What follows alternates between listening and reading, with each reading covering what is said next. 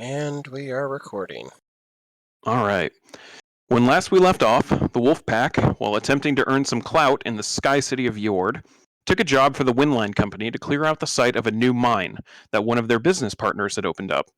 While investigating the site, the group fell under attack from several harpies and basilisks, seeming to work in conjunction with one another. Further investigations led them to the site of a massacre of both man and basilisk, as there were creatures in another cave seemingly disturbed by the commercial activity. Stumbling into a nest of alien insectoid creatures, the Wolfpack managed to eliminate the beasts, although they opted for not entering the odd glowing portal they discovered in the depths of the cave. Instead, they returned to the Windline Company victorious to claim their bounties, some leaving with gauntlets to ride the Windlines. With newfound coin and little info on their recent magic item purchases, the party inquired about magical services at the Inn of the Broken Skies, paying a price to have the owner Dorius look over the items, although seemingly unable to do so properly. Instead, they enlisted the aid of a journeyman spellmonger named Ruderin, who was in town. After paying his fees, the man properly identified each item for the party, including a broken watch that seems to be in need of repairs, some bracers of fortitude, and a bowstring of blasting. But it was their last item that deeply disturbed the mage, for the party had uncovered an artifact of immense power. It appears they now have a ring capable of bending reality to their will in the form of wishes. And that is where we pick up. You guys, Sans Garuk, who you have not seen since getting paid, are standing in the room that is normally rented out by this mage, Ruderin, as he's put the ring onto the table, backed away from about 5 steps, and is just looking over all of you. I want no part of this. Take this out of here. Get it out of... No, leave. I don't want anything to do with this. I'm going to forget that that thing even exists. Oh. Oh.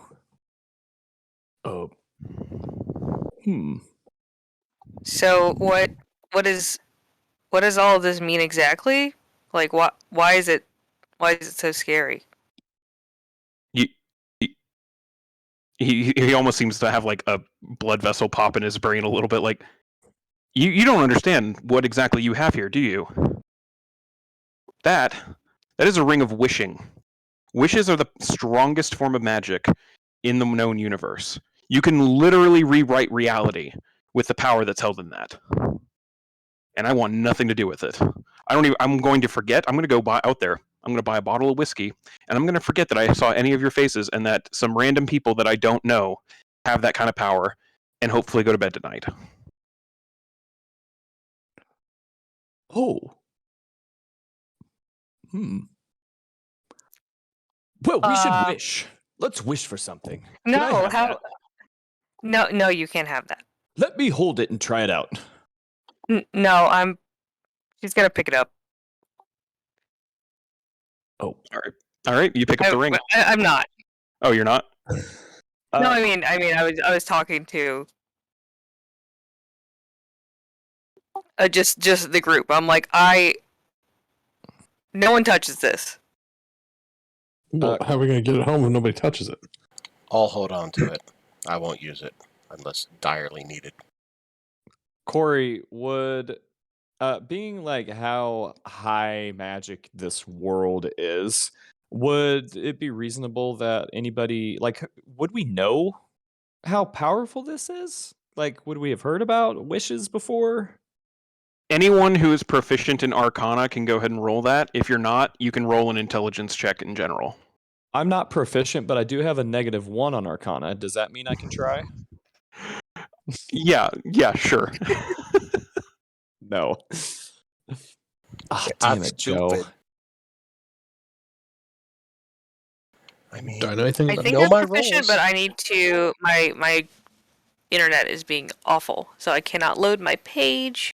Let me see here. Because I know Finn is, but I think there was one other person. I can't remember if it was you or not. Does not look like you are, no. Okay.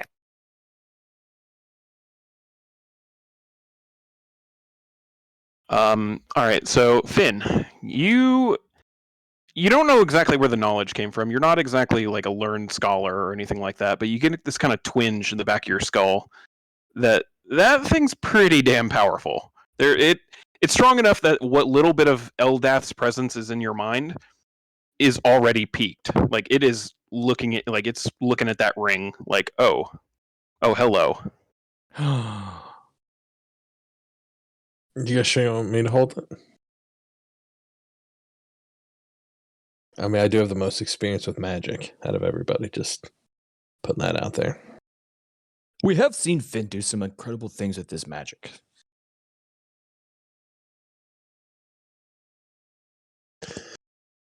Well, regardless, I are we? feel Because we're in this like- dude's room, right? Yeah, you're in this dude's room and he's Yeah. still like in the far corner, just like patiently waiting, hoping you guys go away so he can go get drunk. All right. Well, we should probably go to our rooms. Please do. Murderin, if we need to find you again, how would we do so? Please don't. Oh, well, I don't know if that's a great idea. Let me No, put it. it's fine. Let me put this a little. Like I don't. Nothing personal against you guys, but that thing scares the hells out of me. I don't want anything to do with anything that powerful. I am a simple dude who just wanders around selling magic to people who need it and don't have access to it usually. Most I usually do is finding lost things. That scares me.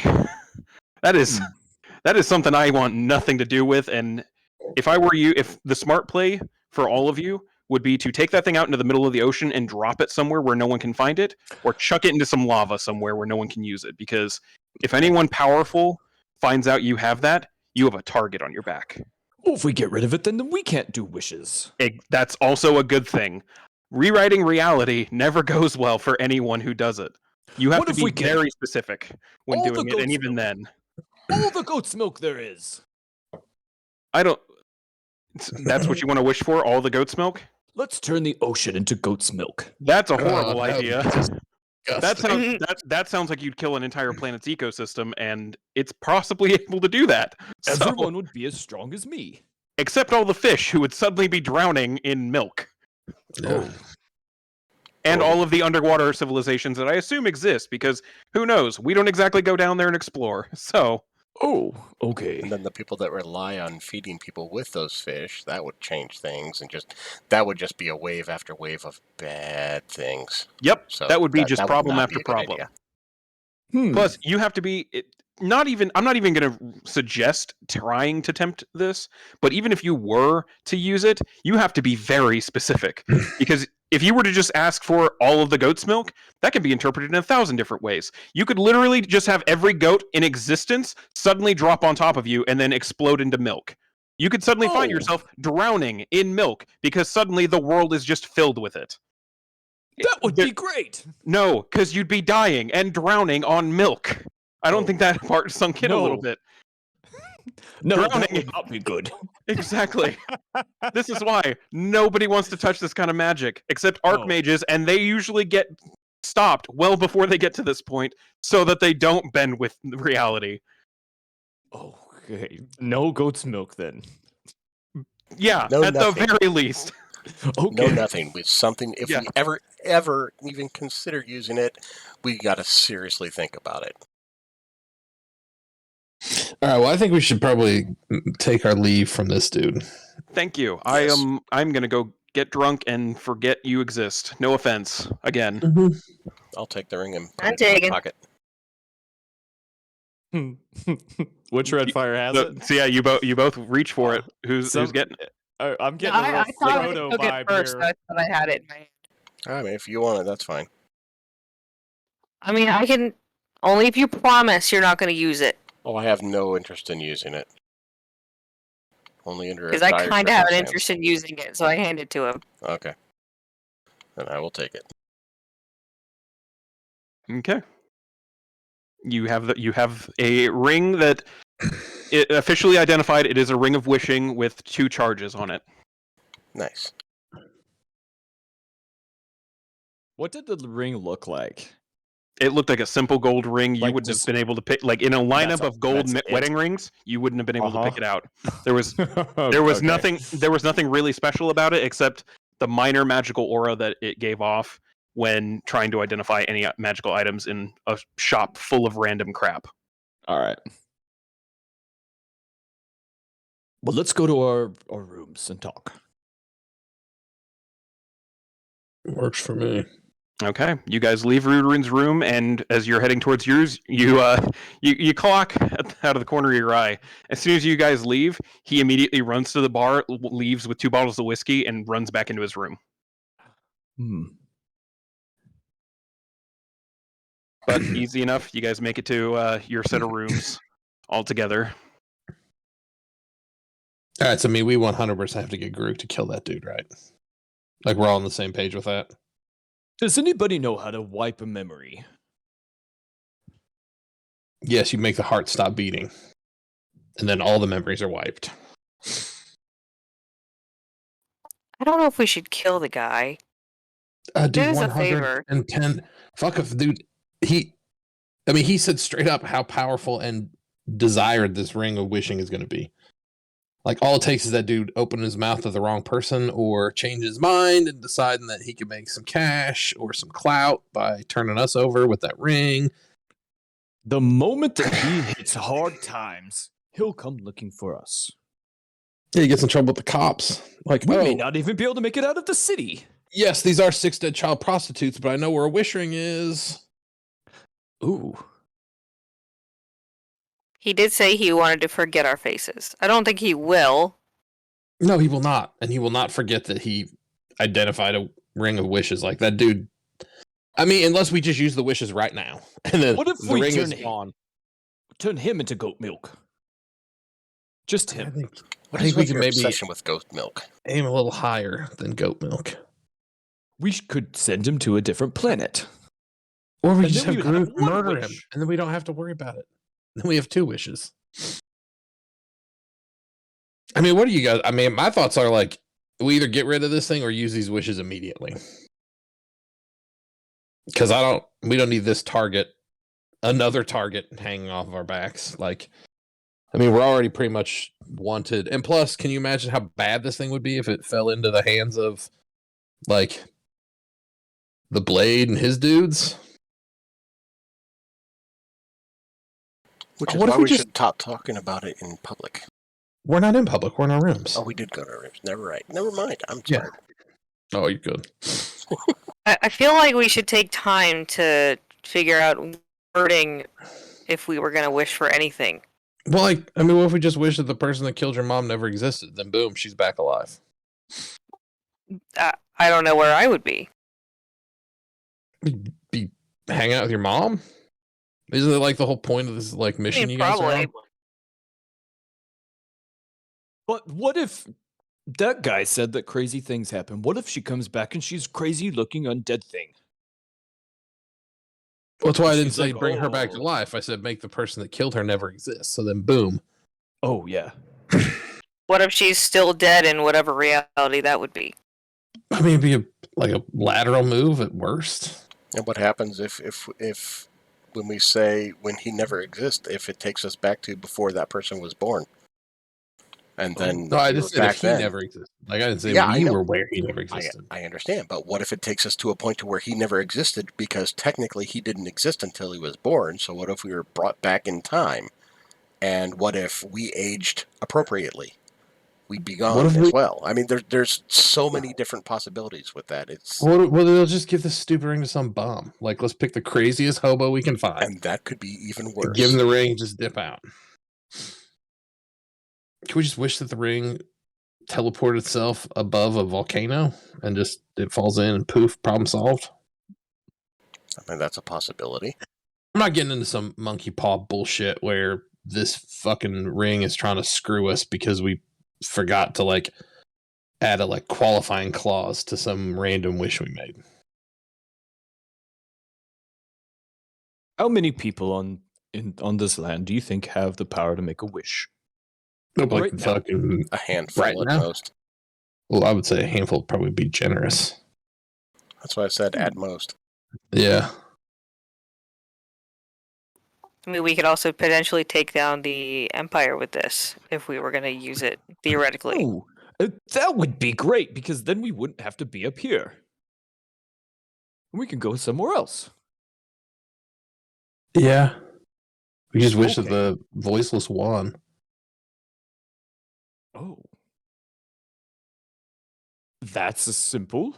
Though I'm not 100% confident that like my kind are going to be super welcome in a post-Empire world. Oh, we can do this. We'll use one wish to turn you into a Leonin. And then you'll be normal.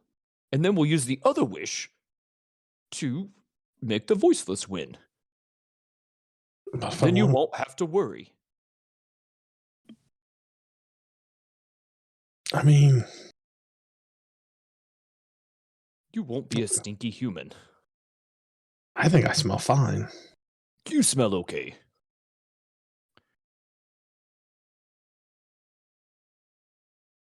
I don't know. Like I said, I think that we either need to like use this thing or get rid of it ASAP. Because I don't think hanging on to it's going to be a solid idea. With who knows what's going to happen.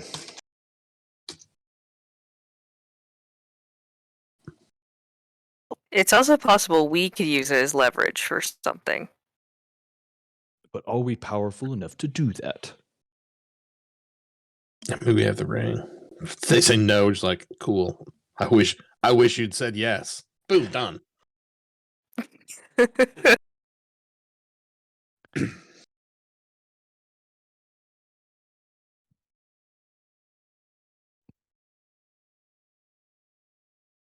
Tez is just not smart enough to really throw in anything good to you guys.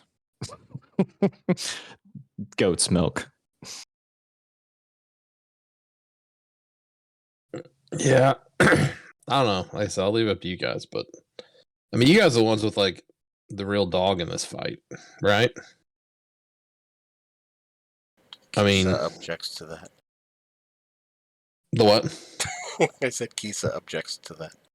Oh, well, she's a wolf. I wouldn't demean her with calling her a simple dog. I mean, I'm just kind of along for the ride. Like, I have an idea. Let's make Kisa one of us. And then Kisa can talk and hang out with us and help us fight. Kisa's already one of us, and I can talk with her anytime I'd like. yeah, but we can't. Well, yeah, I can't, can talk to her. She can't talk to me. I mean, the wish could be that we could all easily communicate with her. Let's If do we this. wanted. Let's wish for Kisa to be 50 times as big as Kisa is now, and then we'll have her attack all of the Empire and eat them and kill them. That's quite the idea. Let's Good. make Kisa 50 feet tall. I'm just imagining Kisa, the big white wolf, That could go so bad, so many ways. coming Yeah, this 'cause what summer. happens? She's that big and gets that hungry. If it goes bad, we'll just use the second wish to go back to where we were. If that's even a possibility. Why not? I mean, what if we just wish to make all of us way more powerful? Like, I wish we could all. Wait, no, not everybody's magic. I was gonna say, but I wish we were all more powerful. Just see how the fucking dice rolls. I think Garuk's really the only one that doesn't have magic. Yeah, that's true.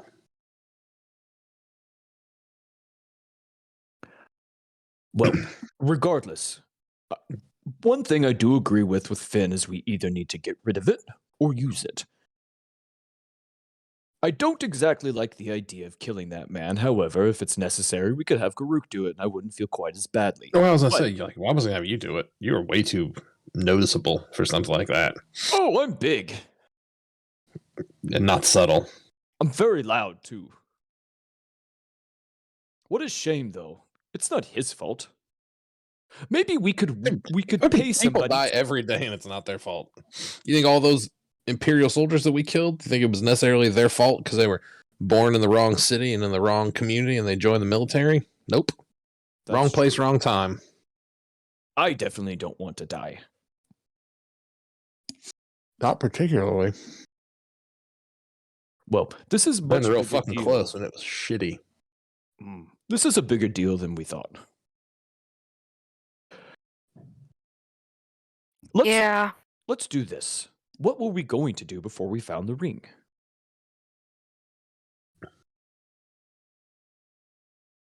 I mean, we really have shit to do, right? Like, we went up to that dude's company and did some work for them, and They weren't overly receptive. The representative for the mining company is going to be back in 3 days. Oh, yeah. We should wish that it was 3 days from now so we wouldn't have to wait. Oh my god, we should use this fucking wish ring just so Tez stops thinking up fucking wishes every 5 minutes.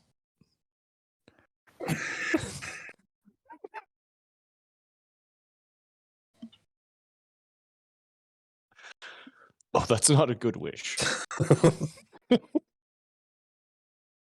Depends on whose side of the table you're on, Tez.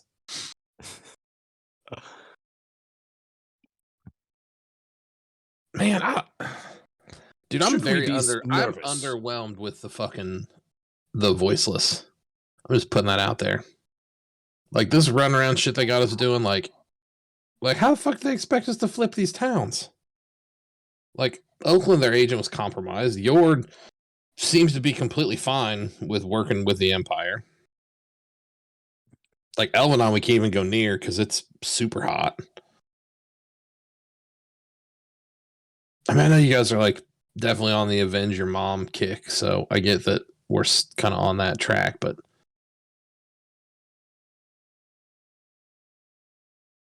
the whole voiceless mission is like and gives a whole lot to work with, right? I mean, it's not just me. How many days has it been since we've left Oakland? Like 2? 2 or 3. Let me see.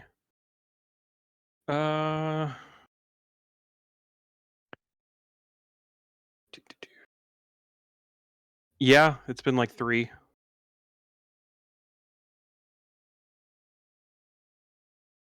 Yeah, because it's Okay. right now it's the 4th day of the month of planting. You guys left on the 1st day. So yeah, it's about to be 4 days. But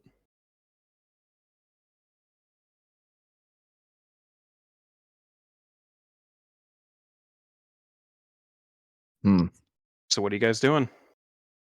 I mean, I guess we could go back to Hilltown and fucking kill the Tinkerer.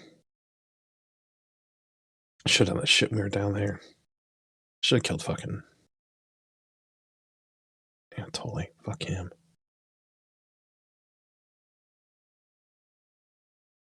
I don't know. You just want to go on a murder spree when we get there? I mean, not like spree, like just 2 people. Is 2 people a spree? I don't know no, what counts as a spree. they've been on our radar anyway. Yeah. Oh, they've been on our radar. Yeah, Maybe. it's not like No, we wait. just, it's not like we Not just picked a mine. random dude. No. I haven't been to Helltown, have I? No, you have not. No. Oh, who are these people? Who are you talking about, Finn? We should wish them dead so we don't have to go that far. Yeah. Well, like, can we just like? I wish that a giant rock would fall out of the sky right now and hit the person that killed your mom in the head hard enough to kill him. What if that person's dead? Well, they're already dead, so. I guess if they're already dead, then all this stuff we're doing is for nothing. Because the person that killed her's already dead, and that's been avenged. So we can go do whatever.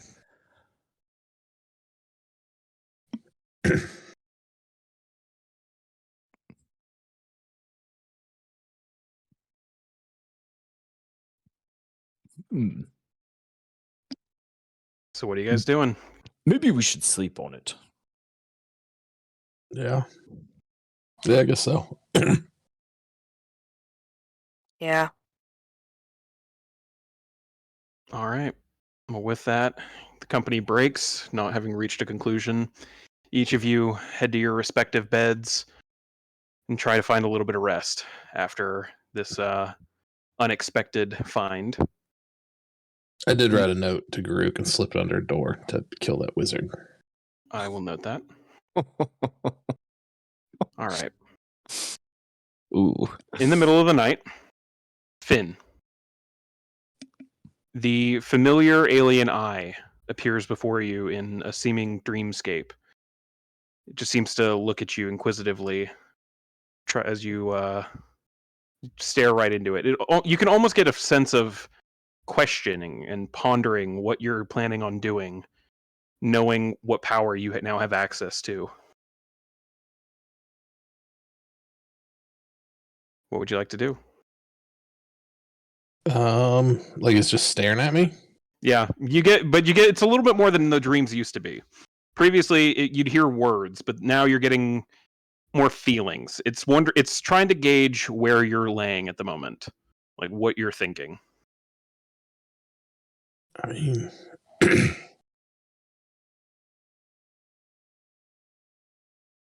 I'm guessing you want me to do something with that ring, right? It can't be a fucking coincidence.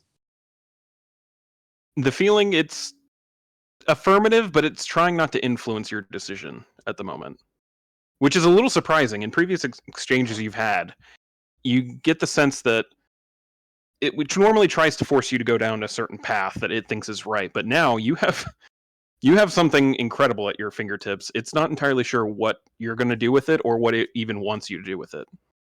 I could blow up the whole goddamn world with this thing.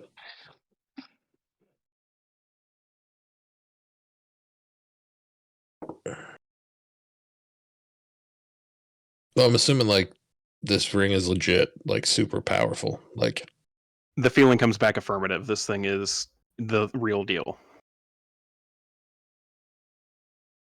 However, with that affirmation, you do get a sense of caution.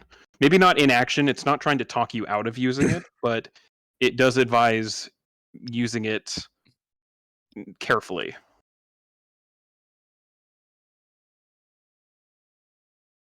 well, that rules out plan fucking use it immediately. Well, maybe. I don't know. I mean, I could be like, you want me to wish like you to come back or like be main fucking page again? You feel sleep tugging you down into the deep again as you leave the set base of this alien eye. You do get a mild sense of longing to be restored, but not trying to force you to do so. As you return to sleep. Taylor. Not Tyler. I'm very specifically talking about the Ranger. Got it. You stand in the middle of a forest. Nothing but silence keeping you company. You begin to walk forward, forging your own path through these. You're a born ranger. You know your way through woods. But as you continue walking, you see fleeting images flying by you. As you continue, they begin to slow their movement past you. And you see each of these images as a memory that you've had, a feeling you felt in a moment before it zips further into the trees. The first time your father took you hunting. Your first time out with Kisa when she was still a puppy. The joy in seeing all of nature before you and the life you were living amongst the trees. Your family, whole and enjoying a night out camping beyond the walls of Evelnon when you were a kid. You try to follow these memories and relive them as more than just that bare glimpse. But when you turn to follow them, you find your feet are rooted to the earth. Instead, a different path in the trees lights up ever so faintly, and you find you're able to walk down that path. More images pass by you, darker memories you do not relish. The pain of your mother passing, the neglect from your father pulling away from you, the fear as you and your sister leave home, uncertain of your futures. But as you watch them, you see these images starting to change. Instead of pain, relief that your mother survived. The comfort of family life in Elvanon altogether, instead of the neglect that currently sits there. And the satisfaction of making your parents proud by displaying your skills. But slowly, these fade, and they leave you in the forest alone once again, questioning the paths before you. Tyler. A familiar nightmare greets you as you sleep this night. The world is currently upside down, as you're hanging from a snare trap that you had accidentally tripped. Your mother, a beacon of love and natural magic and your greatest mentor in your life, lays dead before you, throat slit, bleeding out.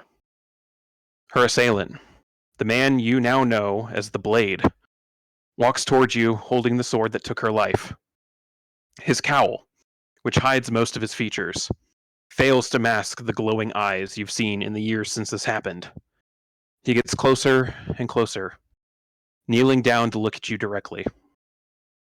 You anticipate what comes next, the spell that puts you to sleep, and you close your eyes in anticipation of it. But instead, you hear a voice that you know doesn't belong to him since you've now met him and you've heard what he sounds like, but this voice is still familiar, but you can't quite place it. And this voice asks, what if this could be different? The Blade, who seems almost frozen in place at that moment when you open your eyes, suddenly steps away from you, almost like retracing his own steps in a bit of a rewind, to the point of standing before you with his weapon to your mother's throat. But instead of succumbing to the attack, your mother suddenly shifts, turning into a cloud of fireflies, reappearing right behind him and engulfing the assassin in a blaze of sudden fiery rage that lights up the grove. He falls to the ground, burnt to death just as suddenly as he appeared. Your mother rushes over to you, freeing you from the trap and ushering you away. As the dark forest engulfs the two of you as you flee, the voice speaks again. This could be our past. You wake with a start, pondering what you just saw and experienced, only to realize why the voice was familiar. It was your own voice. Tez, you stand in a familiar chamber from your past, the very place you gained your unruly powers. Surrounding you are the elders of the Tallstone tribe, currently in the process of chanting a rhythm that has permeated your being since this event happened. But there are two features of this chamber that are unfamiliar as you look around. At one end of the chamber, there looks to be a granite slab carved very elegantly with detailed hieroglyphics in them. You go over and you look at the glyphs themselves, and they seem to tell the story of a mighty Leonin who walked away from the temptations of strange powers and sought to bring all of the tribes of Rook Island under one leader. Through the power of his charisma as well as his maul, the Leonin united the Rook into one collective tribe. And when men from a faraway land bearing strange armor and weapons arrived, seeking riches, the Leonin stood against them and destroyed the invaders with his might. He was forever revered as a legend. The other feature of the room is another slab, just as elegantly carved, although this one, instead of being made of granite, appears to be in solid gold. The glyphs tell a very similar story to of a powerful Leonin, but instead of shunning strange powers, he embraced them and made them his greatest strength.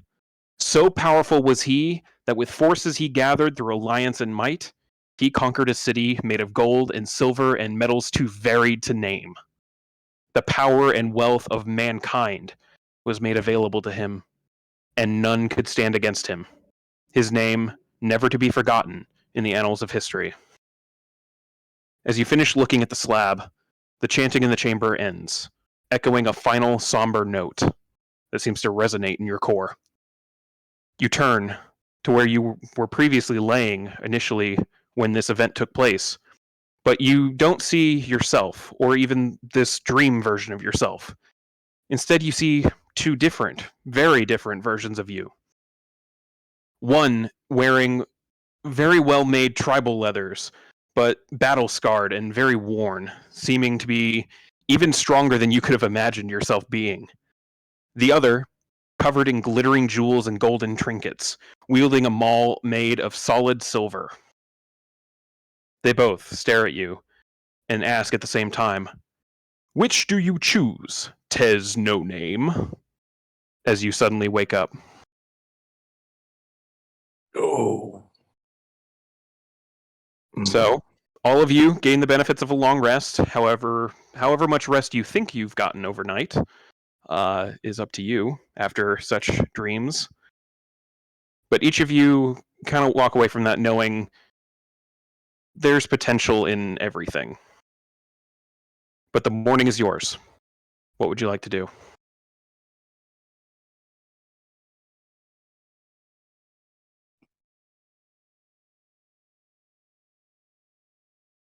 Oh, how did everyone sleep last night?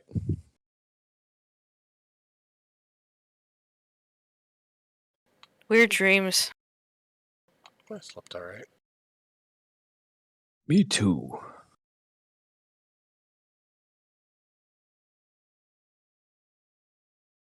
And how did you sleep?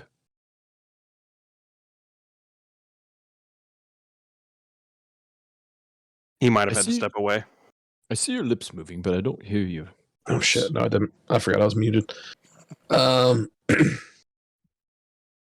Yeah, the usual, vague, suggestive dreams from an ancient deity that floats around inside my head. I think it wants me to use that Ishway. I mean, you could get rid of it. Whatever's in your head, right? Holy shit! I didn't think about that. Oh, It's not a strong feeling in your head, Finn, but you do get the sudden like pang of fear in it. Oh, I don't think you like that. oh. Are you okay? I'm good. I didn't even think about that. I could get loose. Maybe we should hang on to it. At least for now. We can always get rid of it. That's what I was planning on doing, just holding on to it for a while. Until we decide what we really want to do. I still think we got to put decide what we want to do with it We should. fairly high on the list. We should. If we're going to keep it, we should probably flee.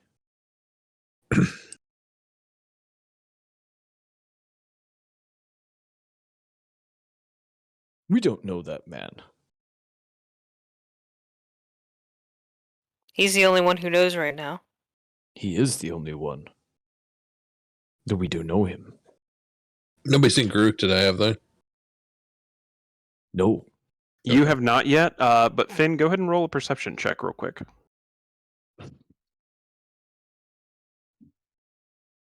Oh. Natural Okay. 20. You clock it almost immediately as you guys are sitting down here enjoying breakfast or maybe a brunch, if some of you slept in after that. You clock the mage, Ruderin, coming out of his room, looks like nothing is the matter, has a kind of jovial smile on his face, walks over to the bar, starts ordering something, kind of looks over while he's waiting on everything, just looks over the crowd, doesn't even seem to like lock eyes with you or recognize you or anything. Oh. That's him. Yeah. We should say hi. No, Tez, fuck's sake. It's the opposite of what we should do. No. Oh. Okay. Well, what if we took this south to my home? We could keep it out of the Empire's hands. Certainly people from where I'm from would know what to do with this. And it's very far away. I mean, it seems like we're kind of in the middle of this, avenge. I'm telling you guys, I mean, what do you think? Just wish your mom back, or wish that never happened. Yeah. I mean, technically, Tyler, you're the one that found it, right? In the shop. Yeah. So I mean, at the end of the day, it's your call, right? I mean, everybody's at kind of the tiebreaker goes to Tyler. I Since- like Tyler very much. I don't want anything bad to happen to you. I do think that it is your choice. And Taylor's your brother. We're all here together. But in the end, it's yours.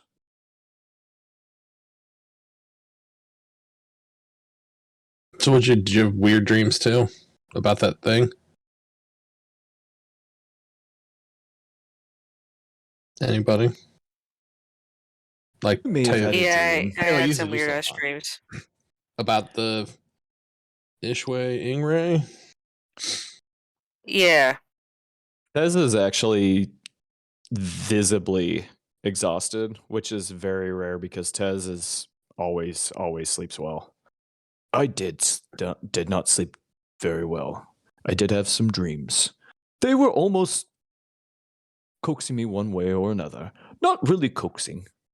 Just, I don't know how to describe it. but they were both good in my opinion. It was the dreams. Yeah, I had one of those letting too. you know you had a choice. I would assume, because that's what I had.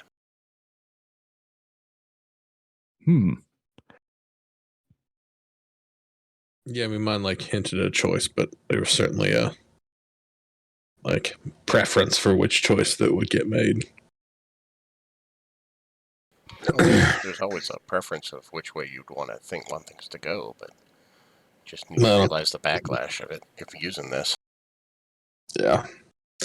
Well, what do you guys think? You want to stick around Yord, or do we want to try to go back to Oakland, or just go back to the fucking like honeycomb hideout and tell them that we pretty much got made? So, What if we move forward with the idea that we're not invincible, but don't you feel that if we hold on to the ring and we have the 2 wishes at hand at any time, we can possibly take more risks?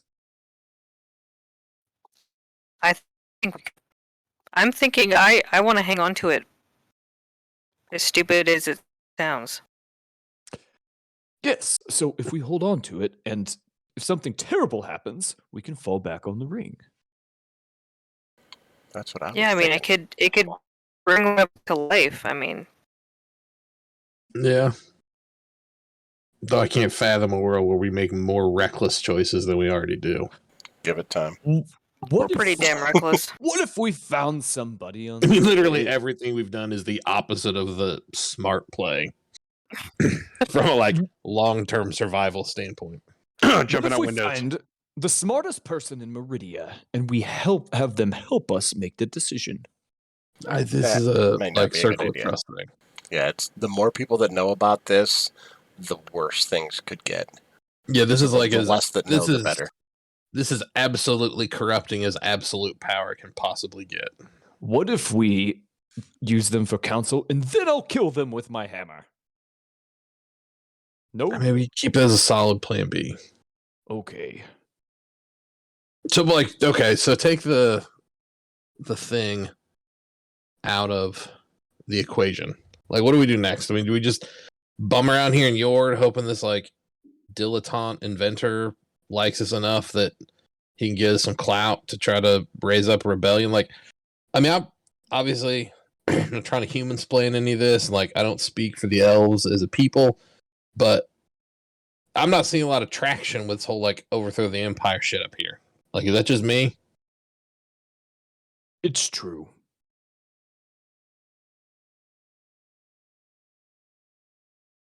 They did say you're the most willing to talk, though.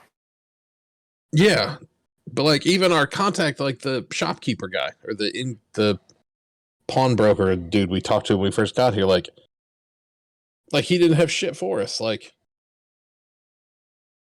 Yeah.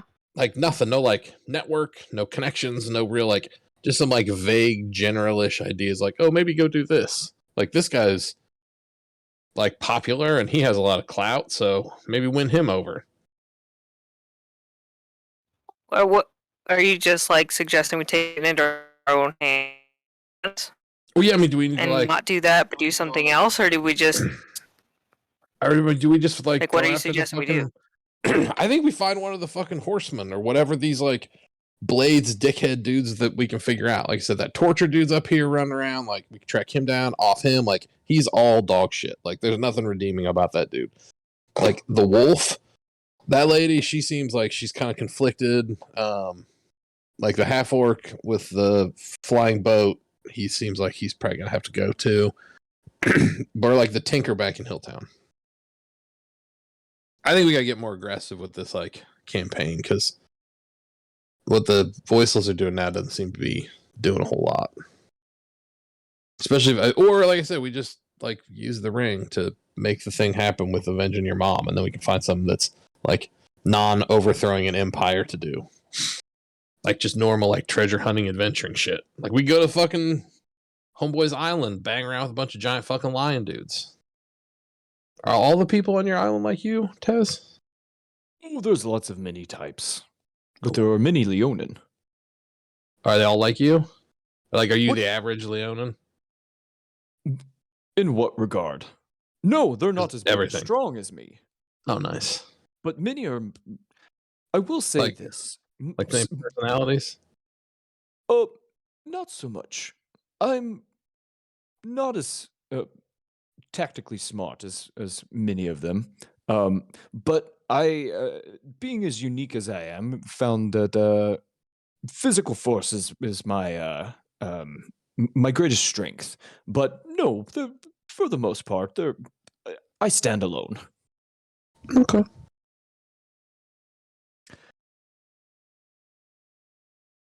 As you guys are having this conversation, Finn, you clock it just because you're already kind of aware of the general layout of the inn. The room that the three halflings that accompany Tez, the door opens on one of them and it closes. You can't see it quite from this angle since the room's up on the second floor, but you're able to hear it shut and you hear the tick, tick, tick, tick as someone's running down the stairs, followed quickly by the sight of Jerry, who runs up. Ooh. Sir Tez! Sir Tez! He kind Jerry! of runs up, very Hello! winded. Would you like some bacon?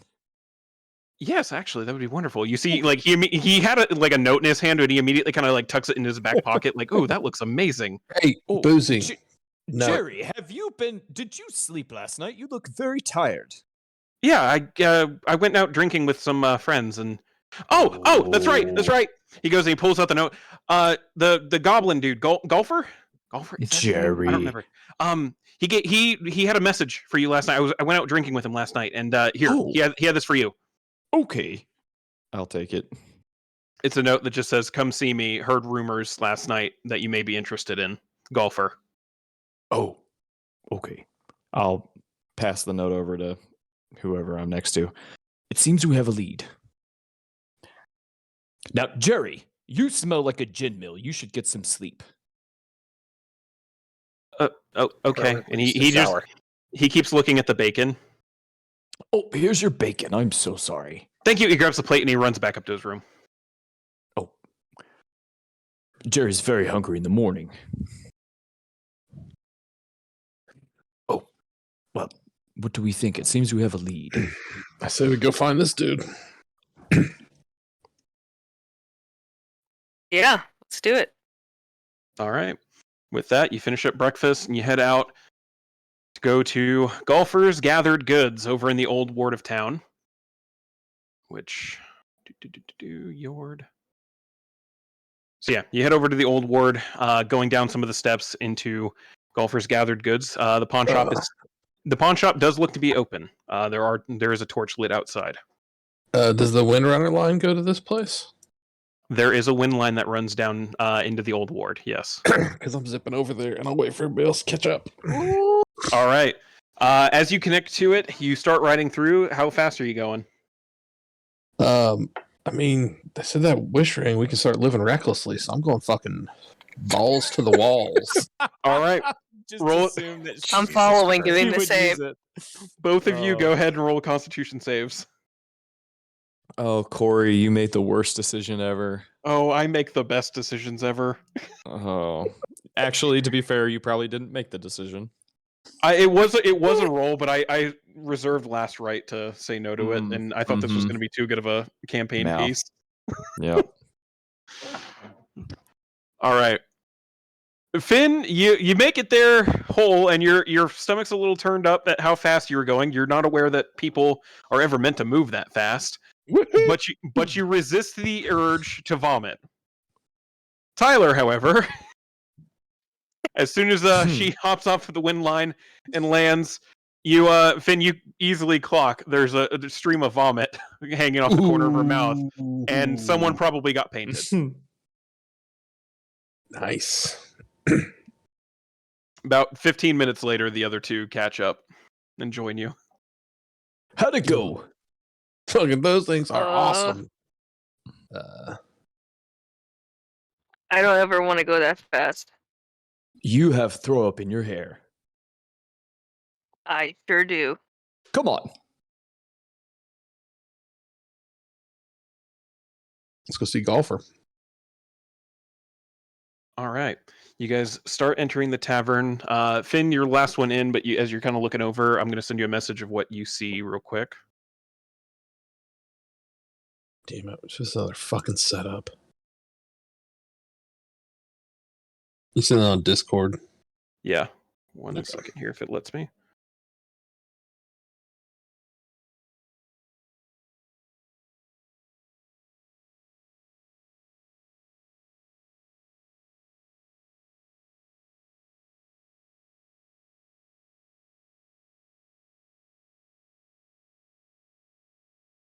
All right.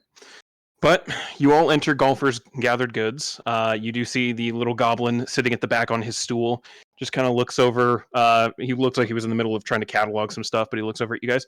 Oh, perfect. Jerry sent my message. Cool. Hey, so don't know how useful this is going to be, but I heard a couple rumors last night. A couple of the Grey Legion, they normally don't go down to the old ward for drinking, but I guess a couple of them were new, and they heard that the drinks at Fowler's Well were really good. Horrible. Don't drink anything there unless you're making sure it's sterilized first. Okay. But while they were there, they apparently got rip roaring drunk, and they let a couple things slide that probably might be useful. I'm not sure. First was apparently some bigwig official from the Empire is stopping in here in the next couple days to talk to the High Thunderer, and just go over some. So I guess with the Civil War happening or ramping up down there in the Redwood, they're looking to shore up kind of the defenses around here and everything. So in a couple days that's happening, but there's another rumor, and the reason the Imperial or the castle's kind of freaking out about it. Grog Sky, the High Thunderer, he's sick, and the dude never gets sick, and they don't know why. But they're and apparently it's bad. It's not good at all. So I don't know if you can make use of that information, but that's what I heard. I just wanted to pass that along. All right. The Empire might be the half orc on the flying ship, and he might be up above us right now. Golfer just kind of looks at you. There's a half orc on a flying ship. There's a flying ship. Hold on, what? Yeah, he's one of the blades. They're fucking top level dudes. Oh, You know who he might be speaking of, then. I mean, I've never heard of these people, but I mean, if he's some bigwig with the Empire, yeah, that sounds like he's probably the guy. Then none of the guard, nobody's heard anything about an official Imperial visiting. It was just rumors that one of the guards had that some bigwig was showing up soon. Well, I think that's the bigwig. I think your rumor might have been very true. Should we be worried? I mean, no, they cautious? shouldn't. Because we have something, don't we? We? Yeah, just it's fine. That's What? Yes. What? Huh? We're good. Oh. Remember the first rule Fight Club. You don't talk about Fight Club. Oh, is there a Fight Club? Yes. I mean, Fowler's Well supposed to gets talk kind of crazy every night, but I don't know if you'd call it a club. Not unless someone brings in a club. I'll look into it. Where'd you say it was? You talking to me or Finn? Talking to you. Oh, Fowler's Well. It's just down the way here. Yeah. I mean, it gets crazy every night because it's a bunch of non-humans drinking at a bar run by a kobold, but it's not a great place. Let's just put it that way. Is it fair to assume that at this point Tez knows all about all of these little mini, for lack of a better term, mini bosses that we've been kind of running around with? I'd I'd leave that up to the group. You guys have mentioned them every once in a while. How much would you guys have filled Tez in? Yeah, because I haven't been with you guys for very long. Well, I mean, here's what this when we talked to Toral Blackfire, right? I know. I know Toro. Yeah, you've heard the Yeah. names before, but you don't know quite maybe the whole history behind Oh, okay. the twins or anything like that. Unless they had chosen to share that. That's up to them how much of that they shared. Oh, so this person that you assume's coming here, they're a big deal. We don't like them, correct? I mean, Right. on principle, no. Oh, then this is exciting. For me, anyway. We should kill him. Golfer That looks is down the at his boat. long-term goal. I'm gonna pretend I don't hear this. So keep talking. We can get his boat. Here's a boat. There's no water here. It's a flying boat. Oh, it's a flying boat. We could have our. We should. We should wish for our own flying boat.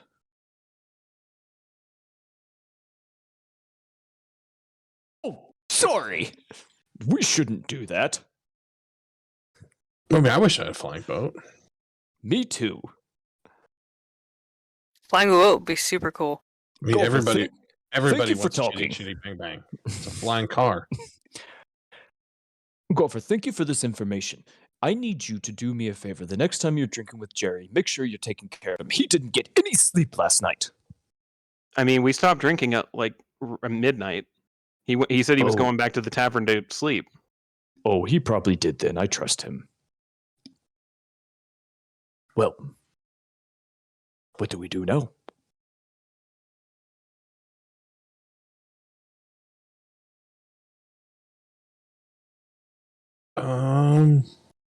Surely he'll be Well- heavily guarded. Well, yeah, no, I mean that's happening, but I'm just saying, what about the other thing? Like, we could use that other thing that we've got to make the dude not sick anymore.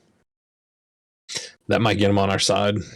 We could fucking sew up Yeah. the whole getting Yord on the side of the voiceless. Oh, yes. We'd have to figure out how to ask him if we can.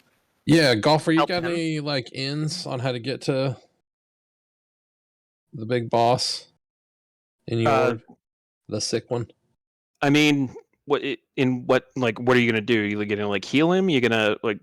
Yeah, I mean, we'd like to find out a little more info and like maybe work on trying to heal him or fix him. Especially if it's some sort of like attack and not just like because you said he never gets sick, so it's unlikely no, that dude, just I mean- got the fucking sniffles. Like it's probably somebody trying to kill him. Yeah, no. Grog Skyfist is like 100 years old and doesn't get sick. They say when he was younger, he drank this like potion made by a storm giant, and then ever since then, like he could punch mountains. Like it's story's fucking crazy. I don't know. Goliaths are fucking weird giant people. They're all over the place. But I mean, the dude's been in charge of here like forever. So yeah, him getting sick. That's why people are freaking out. He doesn't get sick. Like Maybe he's ever. been cursed. What if I it's mean- worse? not if any of you are good with medicine or magic, you might be able to like go talk to him. We don't exactly have like a temple school or like a hospital or anything like that up Oh. here. So if any of you are good with that, I mean, you might be able to talk your way into it. I don't know. I don't exactly have like an easy path to it unless you like go up to him and be like, "Hey, I know magic and medicine. Can I help?" Like they might have a few people like that are at it, but like we don't have anything professional here. I would lean down to the group and kind of whisper. Maybe we can do this without using that thing. Well, yeah. I mean, that's more of like a last reserve thing, but I mean, especially if there's more like Empire stuff on the way or soon to be arriving. Like, should we get over to see this dude quick to try to? I mean, they're not gonna know who we are, so I was hoping that we could get into the audience with this dude by like impressing the zipline kid, but that seems like that may take a little longer than we had anticipated.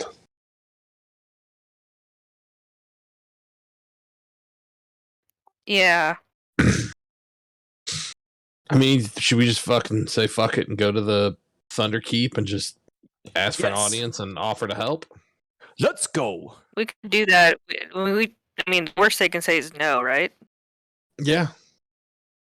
Let's tell them that we can heal him. We could also convince him that the dude that is coming to meet him is not a good dude. Yeah, that's true. Oh, we could convince him to be prepared and attack when he arrives. Well, like I said, like I could see him up in the air. Like there's something up in the air, like way high up, like seems to be headed this direction. Can I still? I guess we're still inside. So, I mean, are we at a consensus to just roll up to Thunderkeep and just be like, hey, we're fucking adventurers. Can we help? I mean, yeah. All right. Okay. All right. As you guys wander out of Golfer's Gathered Goods, you kind of start walking up towards the keep.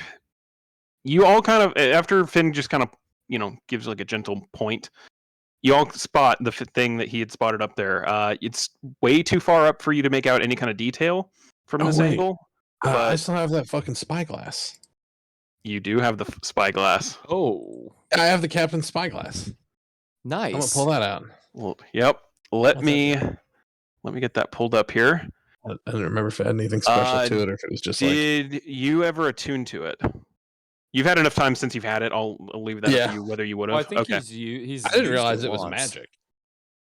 That's true. You have used it before. Yeah, he used it one time. I can't remember what it was though. I think I just looked through it though. Like I didn't think it had. Yeah, magic powers. you were aware that there's some kind of there's some aura to it. I don't think you've had it properly identified yet, though. Unless. Oh, because I I would have had to remember- identify when we got all the other shit done. Because I didn't realize it was magic. Shit. I could be. Oh wait, I no, could be you wrong. have you have identified it. I Because have? Mollyhawk gave you a wand of identify. I have a bunch of Oh, that's items. right. I have a literal compendium of items that you guys have, and that's one of the few that was marked as identified. Because you still have Okay. like 5 that aren't. The dwarf that fell, the drunk dwarf that fell from the sky. I think that you. I could be wrong. I thought that you used the spyglass to look up to see what that was, but I could be way off. Yeah, I think know you did. used it. I know you used it once though. I'm I gonna might put. have. God, I don't remember. I'll put the item details here in just general chat. And I'm going to go ahead and just pin that too. I might actually end up doing that. I'm probably going to set up a separate text channel with the items you guys have identified, just so you have that as a reference. Cool, I gotcha.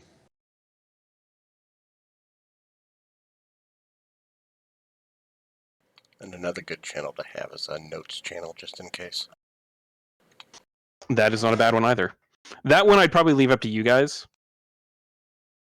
I can just copy and paste all of the notes that I've been taking in Exactly. D&D Beyond. That always works. I mean, it never Plus, hurts. the sessions are recorded too, so That too. Also, that's what I I mean, always. it's all do. there, but I- the notes I are a had to- little bit more easily accessible. I had to go That's why back I because love I this ad-libbed. I ad-libbed game. like 80% of the session last time. So I had to go back. Like I couldn't remember what the mage's name was. to save my life. I think I based it off another book character. You're welcome that I record these then. Yep. Yeah. Yeah. No, I immediately scrambled today. I was like, shit, what the hell did I name him? Well, yeah, no, Yeah. I would. I probably would have attuned this thing since I identified it.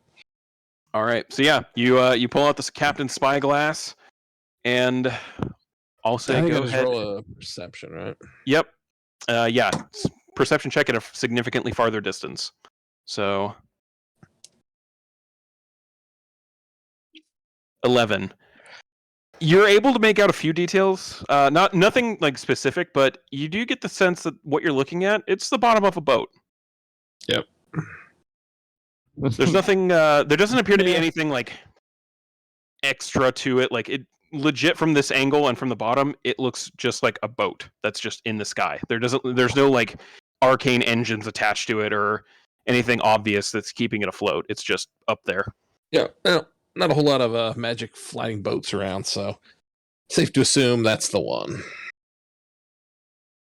Tyler, you also, as you're kind of looking up at that, like just wow, that thing's so high up there. You kind of get a twinge, and you kind of think, I could probably reach there. I can probably fly, right?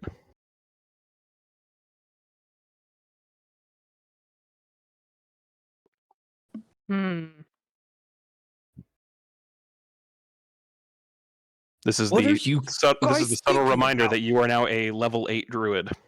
Stop looking at each Oh other. shit, I and forgot we talk. leveled up. Oh god, Yeah, we're level yeah, you- 8. Yeah, you guys should be Wow. level 8. Shit, I don't think I ever Level did. up. I Forgot we completely leveled up. forgot. Yeah, I'm still level 7. You guys should be level 8. I have. This is the second game that I forgot to level up. Are we 8? If we are, I'm still level I- 7. Well, go ahead and Nope. go to level 8 Yeah. because I definitely thought you guys should have been at level 8 already. All right. Sweet. Hey. So great. I'm there you cool with go. that. Yeah, you guys have done some weird shit lately. Go for it. I don't remember how to level up. In Beyond or Roll 20, On the roll 20. hit the settings button or the little cog and then Character Mancer Plus. Ooh, I get either a feat or an ability score improvement. Mm-hmm. It's Yeah, the- 8's a big one. 8's a fun one. And Level plus character mancer. very, very importantly, Tyler gets access to a whole new class of animal. I have not been in a game yet where So I've excited. had a druid that can fly. So this will be interesting. Or a druid that's chosen to fly. That true. That is true. Because we Um, technically we do play in a game with 2 druids that just refuse to do Uh-huh. anything like that. Yeah, pretty much. I think the closest we've gotten was Dex flying around. Yep. Yeah. I think one of the wild magic effects from when Vendel was still a sorcerer, I think he had Abe flying around at one point. That's right. Yep. Yeah, that wild magic table was fucking ridiculous. It gets fun. It gets a lot of fun.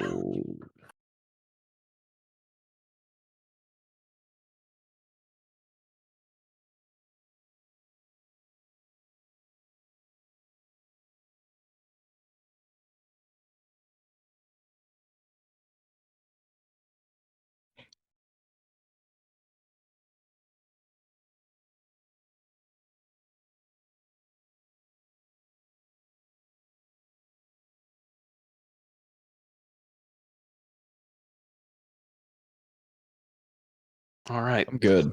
But yeah, you guys, as you take a moment to ponder and reflect on the powers you've suddenly gained, you, Tyler, you just kind of, you look up at that boat and you're just like, I could probably reach it.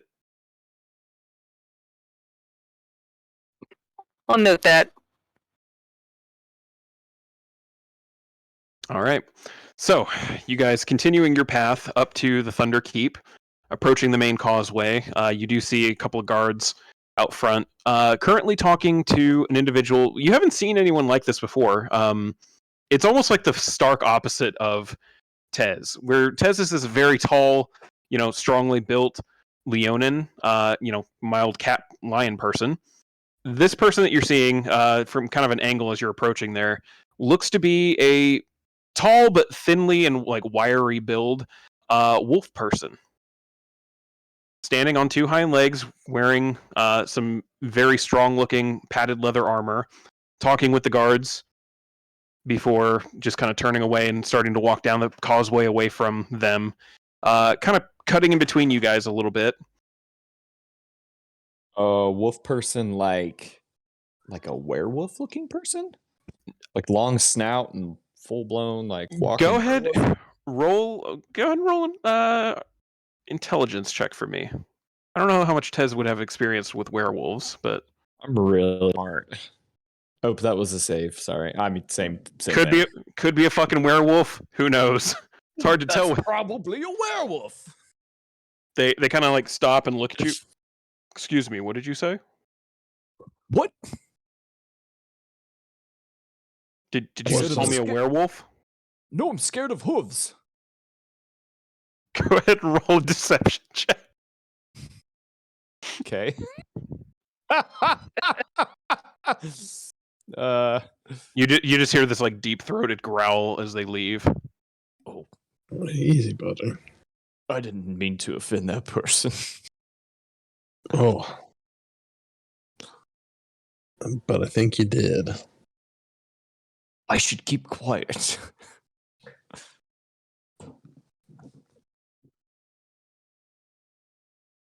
But you continue up the keep. The guards eventually stop you at the main gate. State your business.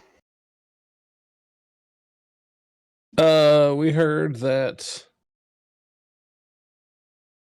what's his name? Thunder Punch is sick, and we are problem solvers, and we were coming to see if there's anything we could do to assist. They kind of look. They kind of look at each other. And where exactly did you hear this? The streets. I don't know. We have connections. Like I said, we're adventurers. Like, ask what's his name? The dude that invented the little zippy things. We killed a whole bunch of basilisks and a bunch of these weird, fucked up, like, spider crab things that came out of the walls into one of their mines. They kind of look at each other again. And what exactly are you trying to offer help with? The sick boss, like the king of all this shit. He's sick. He never You gets don't- sick. He's like, You don't 100 years exactly old. look like a healer. No, he's not. He doesn't have the fucking flu. I am. But yeah, she is. And you think you can heal him. I think we were inquiring about the situation to see if it was something other than a normal sickness that maybe we could intervene to assist on his behalf. I need to know if I can help or if I need to go get like medicine. Yeah. Go ahead and roll a persuasion check, Finn. Can I roll at advantage if I got Tyler helping me? Yeah, I'll say with advantage.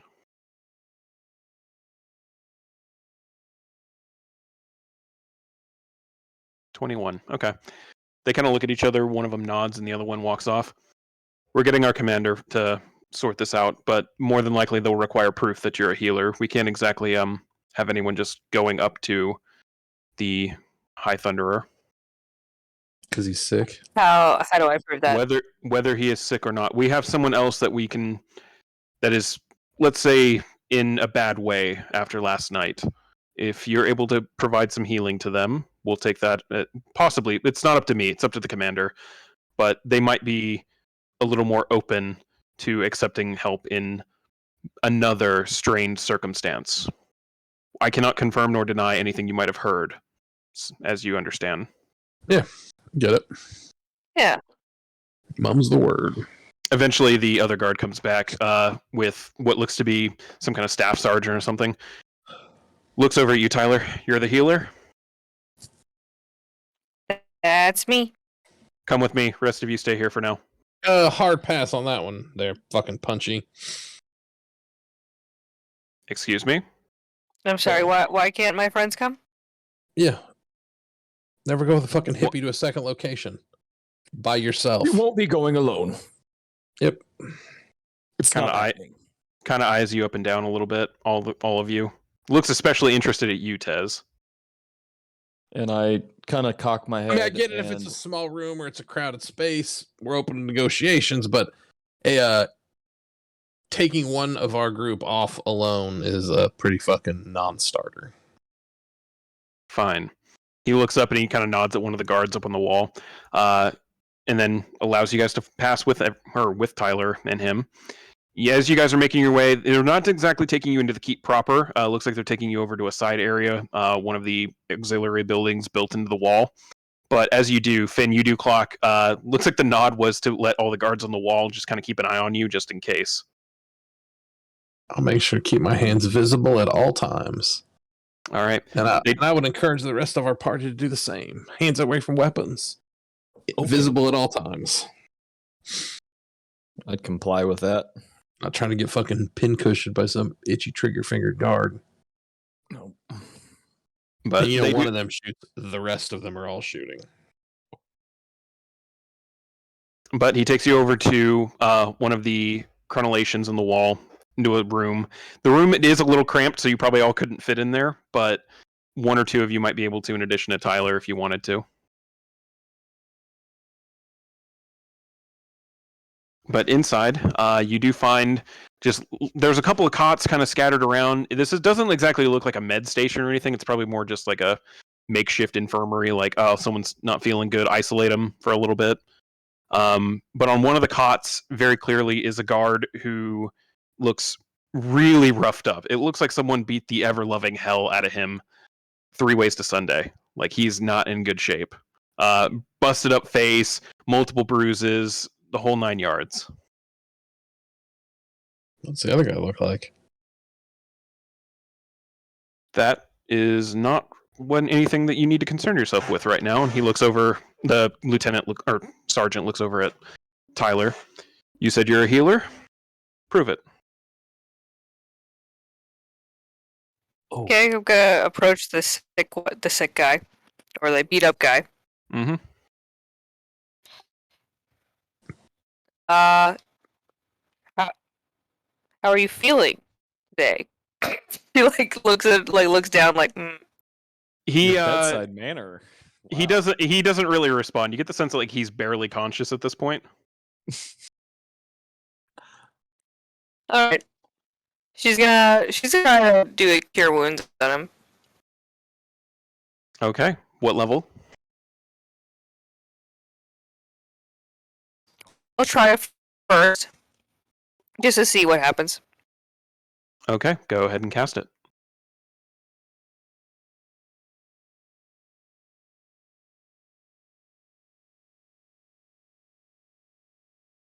All right. 9 points there. You see as some of the knits or the wounds begin to knit themselves closed. The dried, the blood that was there still stays on the clothing and skin and everything, but he's no longer bleeding out openly or anything. A couple of the bruises slowly begin to lighten a little bit and fade. A couple of the bumps, the swelling kind of goes down just a little bit. He's far from healthy, but he's looking better at this point. Well, the first one was free, so The sergeant just kind of looks you over. Is that all you're capable of? no.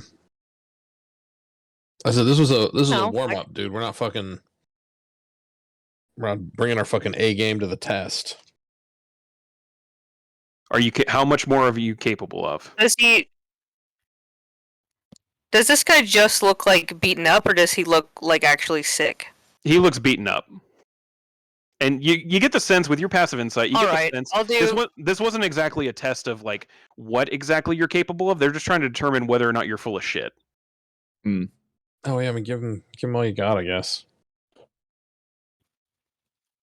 Yeah, I'll do a third level. Nice. Okay, go ahead and roll.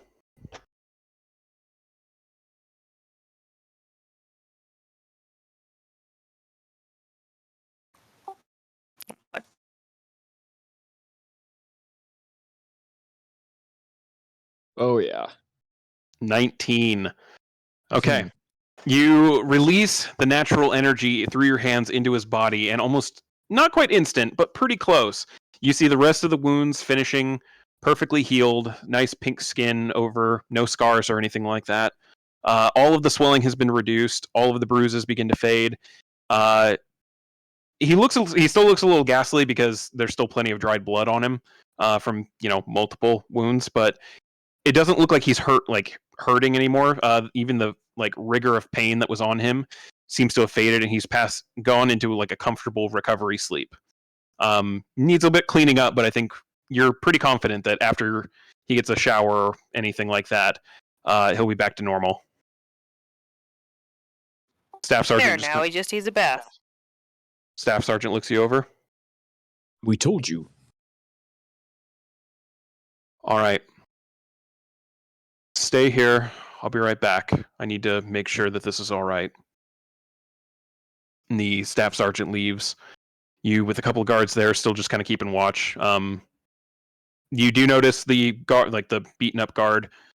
His breathing has returned to normal. It had been pretty shallow and kind of shaky, but it's soft, even. You get the sense, yeah, he's good.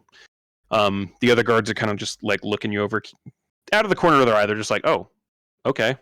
Yeah, we have a healer around. Cool. Are these guards are these all like Goliaths or Mostly from all the guards you've seen here in the keep, a lot of them are Goliaths, but there's plenty of all other races. You've seen some half orcs, a couple half elves, 2 dwarves that you've seen kind of wandering around. Pretty much all kinds other than human. You haven't seen a single human on the guard yet. cool? But eventually, the staff sergeant does come back. I've been given permission to talk to you about something. You have to understand that this is an unprecedented situation, and it has to be kept with discretion. We're super discreet. Kind of looks you all over. I'm hoping so. Have you ever heard of us before? No. So super discreet we are. Mm-hmm. It's true. All right. Well, the rumor that you had heard is correct. Our leader, Grog Skyfist, High Thunderer of Yord, is indeed sick. We don't exactly know with what. A couple of local tribal shamans that he seems to be fond of have taken a look at him and haven't been able to determine any cause, whether it's illness, curse, poison. It's seemingly undetectable so far. This is a bit of a rush job where if you're willing to look into it, if you wish to assess his condition and see if anything can be done for it, there would be great reward in it. If you could do so within the next 2 days, that would be even better. Yeah, because you got big heat from the Empire coming in 2 days, right? He looks over at you. That is classified information, and I'm going to pretend I didn't just hear you utter it. No, definitely not. Nothing about Fordham, his flying ship. He seems to just try and ignore that there's some kind of intelligence slip going on here. I mean, we're not fucking around, dude. I told you we're good at what we do. I mean, I would honestly be insulted if you thought less of us. Either way, if this can be taken care of quickly, if he can be brought back to full health as soon as possible, the reward would be great. Cool. Make no promises, look at but him we right will now. do everything in our power to get him back up on his feet. And the reward is negotiable. We'll discuss that after the fact. You don't even have to tell us what it is. We don't have to make any assumptions. We'll do this on good faith. He seems a little leery of you, Finn, but he just kind of nods his head like, all right, come with me. We're going into the keep proper. I'm going to start making you guys speak for us. Vampire gives me this fucking look like I'm an asshole. Well, it's because you look a little different than everyone I know. else. No shit, Taz. I didn't say I was surprised. That's why. Finn, you're a human. Yep. Okay. No, I mean, I know exactly why. Like you'd think, though. I travel with an entire group of non-humans. This is true. I'm a walking lion. Yeah. Let's go. All right. You all follow the staff sergeant into the main keep proper. Seeing the interior, you're not entirely sure what you were expecting, but this place is pretty Spartan in design. You've seen some elegant manors, previously in Hilltown and Corda, and it's very different from that. This isn't exactly a town of wealth, but you were expecting maybe a little bit of something because this is the palace of the essentially the town administrator. There's not a lot. Occasionally you'll see some racks of weapons and things like that mounted in kind of a ceremonial way. A few kind of almost homemade, like tribal versions of tapestries hung in certain places, but nothing like ornate or fancy to indicate strong wealth here. And you kind of get the sense like this maybe is more just how the High Thunderer is. You guys have all heard rumors that, what information you have of him. He's a very kind of practical person. He was a monk before he became the town leader. So you get the sense this is probably kind of carried over into that. He's not exactly flaunting wealth now that he has a position of privilege. But the staff sergeant eventually takes you up further into the keep, into one of the higher parts, kind of passing some guards who give odd looks, but go back to, patrol duty. Just like, oh, guess there's people here. Eventually, he leads you up to one of the main, what looks to be a bed chamber, the 2 doors closed with 4 guards, 2 on each side of the doors. They all 4 salute at the staff sergeant, who says, open the doors, please. Have someone who might be able to help. The doors open. Inside, again, it's a little odd. You're not sure what to expect, and you open this door, or this door gets open for you. into this bedchamber. And while you might be expecting some kind of fanciness, this room is bare bones. It looks straight out of a monk's cell at an abbey.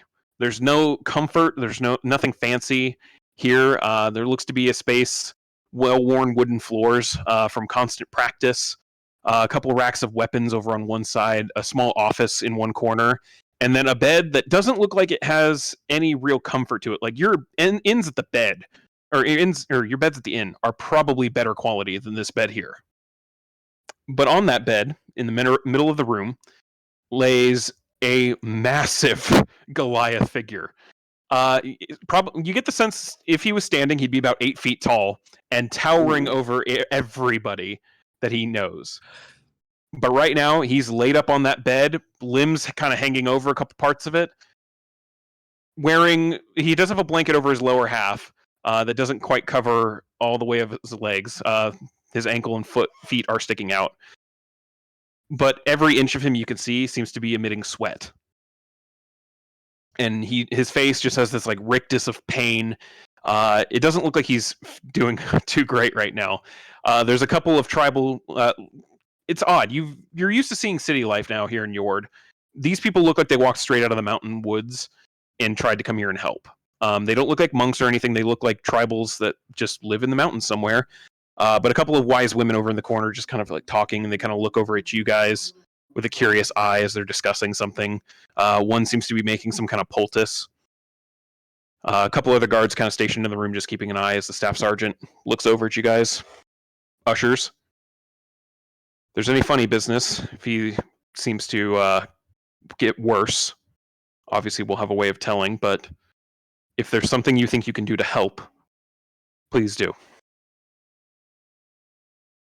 Just nods. Can I start looking him over, like, just very quietly? Okay, what exactly are you looking for first? Is there anything specific, or are you just trying to get like a general bead? Right now, just general, like what's going on. Go ahead and roll a medicine check for me.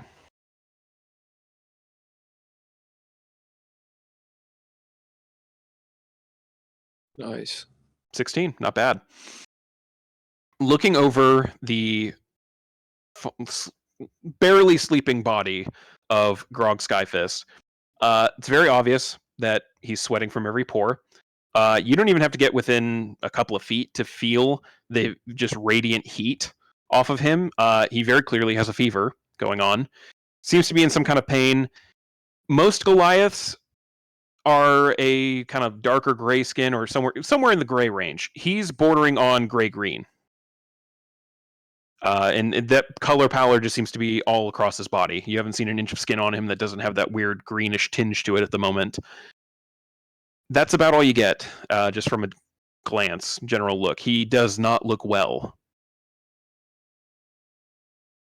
Well, she's checking him over. I'm gonna chat up the sergeant to see if anything like changed, if he'd been anywhere new, like if they had any ideas of how this happened. That'd be investigation. I'll say persuasion. persuasion? See, yeah, let's make that a persuasion check. Sure. See how much you can tease out of him a little bit.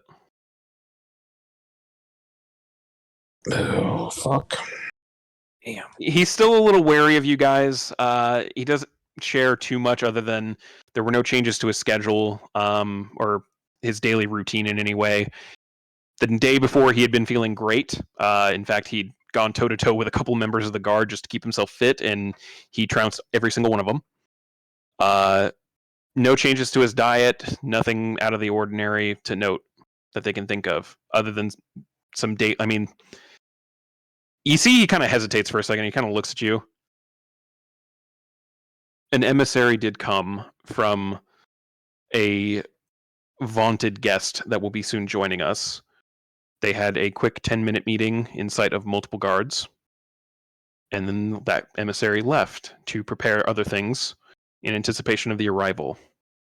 He went about his day normally after that, was perfectly fine. Then yesterday morning, he woke up and was like this. He's been like this since. He hasn't moved. This emissary that he met with, was he a high level or was he a low level person? Came to us as low level. She appeared to just be a page sent by the future guest. Mhm. Sent to make sure that there were going to be certain accommodations for the guest, a place to stay, things like that. Place to dock his flying ship. What? He ignores it.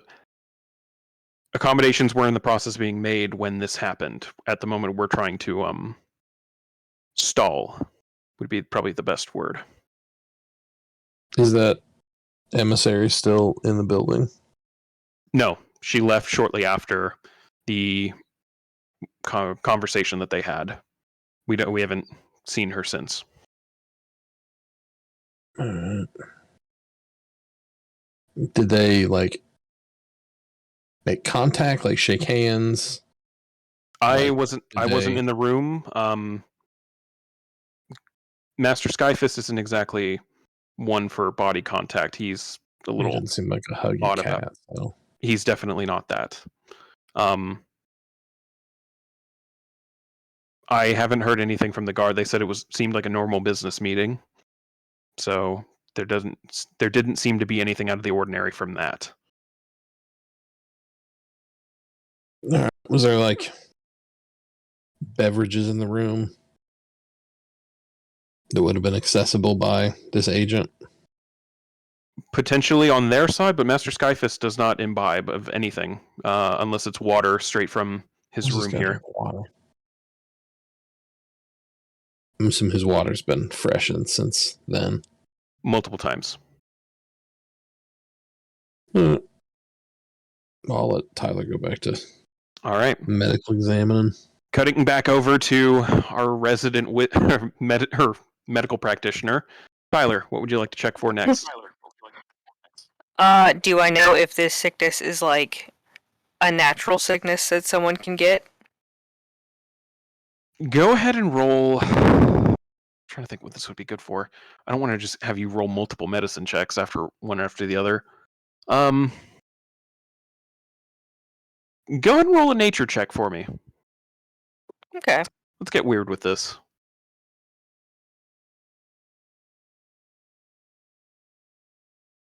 17. You know of a couple of naturally occurring diseases that, fever, great, odd-colored skin, and sweating. Those are pretty common symptoms. There's a couple different things, even things like the common flu, would cause something like this. To this intensity, nothing's coming to mind right off the top of your head. There's a lot of diseases out there that you're not exactly trained up on. So you recognize that it could potentially just be a disease, but you're also aware of the rumors around this individual, and he does seem to be resistant to most diseases. So with that kind of foreknowledge, nothing comes to mind of anything natural that would be causing something like this. Unless it was something super exotic that he got exposed to, it seems fairly unnatural.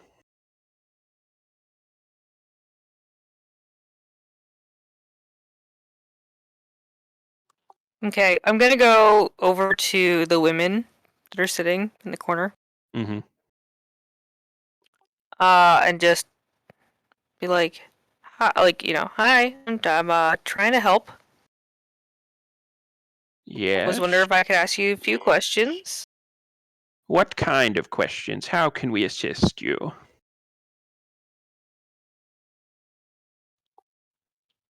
Well, I was wondering what you've already tried. We've tried the basics of healing that we are availed of, as well as several poultices and herbal remedies that we've served him with. Nothing seems to have changed his condition, neither worsened or improved. We've also tried some other spells that we have access to, things that restore the body to lesser condition, or from lesser conditions. And yet, this still seems to affect him.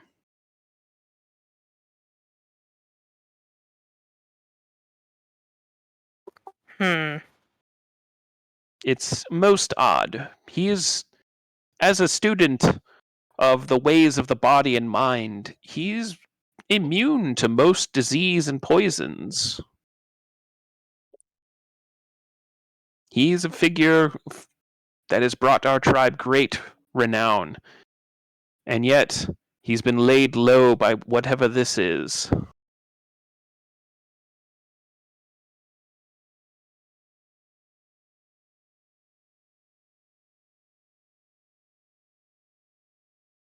Hmm.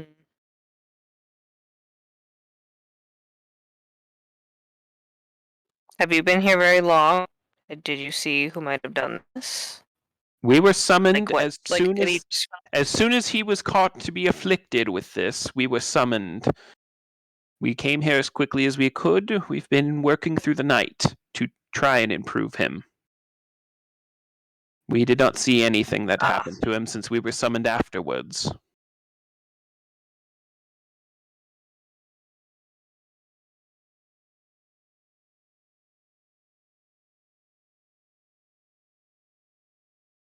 Well, thank you for your time. She's gonna go back over to him. Okay.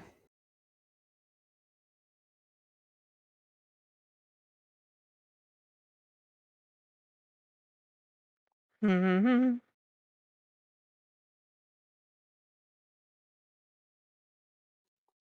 I probably already tried this, but I'm just gonna dump like a second level cure wounds and add some balm of the summer court in with it.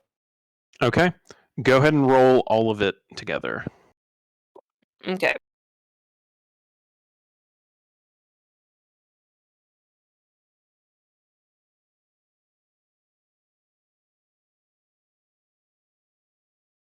Hang on.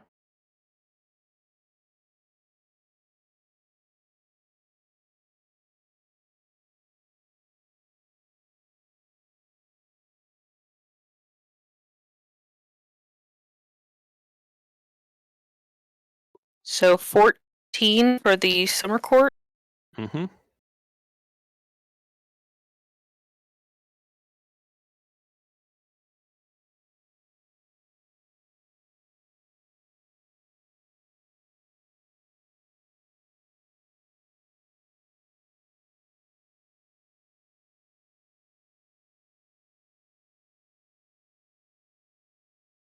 All right, so 22 total. Or, sorry, 24 total. You create this kind of matrix full of healing energy, both from the Feywild that you're summoning you the balm of, as well as your typical nature energy.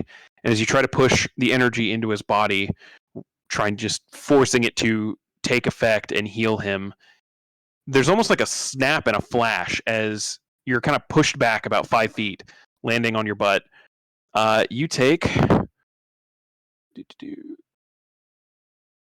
Jesus. You take 8 points of psychic damage as the spells and healing energy you have pushed into him have been fully rejected. Ow. Everyone just kind of looks back at you. The wise women kind of shamble slowly up. What exactly did you do? Well, I have this thing where I can tap into my roots, I guess, and heal at least like I thought I could maybe fix it, but instead it kind of hurt me a little bit. Interesting. When we've tried healing him before with our own powers, we've never experienced such a feedback. You said you tapped into energy of your origin.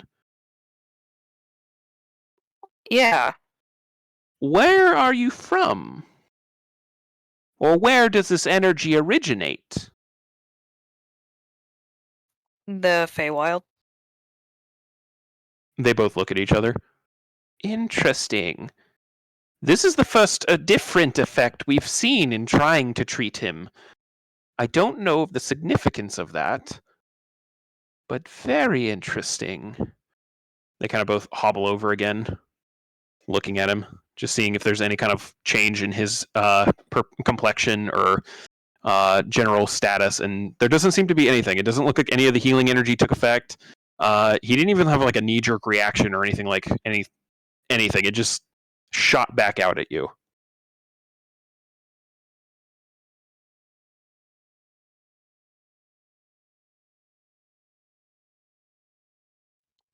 Huh. Well, we can cross natural off the list of things this could be. Yeah, the staff sergeant Yeah, just kind shit. of staff sergeant nods his head. That was definitely an unnatural reaction. I don't know what to make of this. Yeah, like I've never seen healing magic get like bounced off a person before. Well, I don't know if it was I've the never healing. seen that. I don't know. I think the wise women may be onto something. They've tried healing him before of their own accord, and they've never been pushed back like that. But you tapped into a different source of energy, and it seemed to, well, reject it strongly. Interesting. Is anyone here familiar? How familiar is everyone with the Feywild? Does anyone know anything about that might be relevant? I don't even barely know what you're What's talking that? about.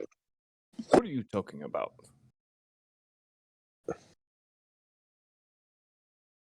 Well, I'm gonna take that as a no then. Yeah, no from Taz and I. Well, no. Yeah. Okay. So what do we think then? Is this a disease? Is this a curse? What exactly? I'm at a loss here. This is well beyond my forte. I only kill things. I can't help with this. I wish I could. Yeah, I mean, it seems not I mean, it's good. definitely not a natural disease. I'm Yeah, thinking seems like possibly curse. seems like quite the coincidence that he met with a emissary of the Empire, like right before he got sick. Wait! When I was young, my uncle was given a gift, and it made him very sick. And we found out that the gift did it. I know that sounds simple, but was he given something? Not to our knowledge. I can interrogate the guards again and find out, but none Could of we them wake him reported up and anything. ask him? That's as awake as he gets. I mean, we Like, can tell from like looking at me, he doesn't have like a ring or like a necklace or like a bracelet on. Very clearly. You're not sure anything under the blanket, but you get the sense he's probably not wearing much under there either. No rings, no amulets, nothing at all. I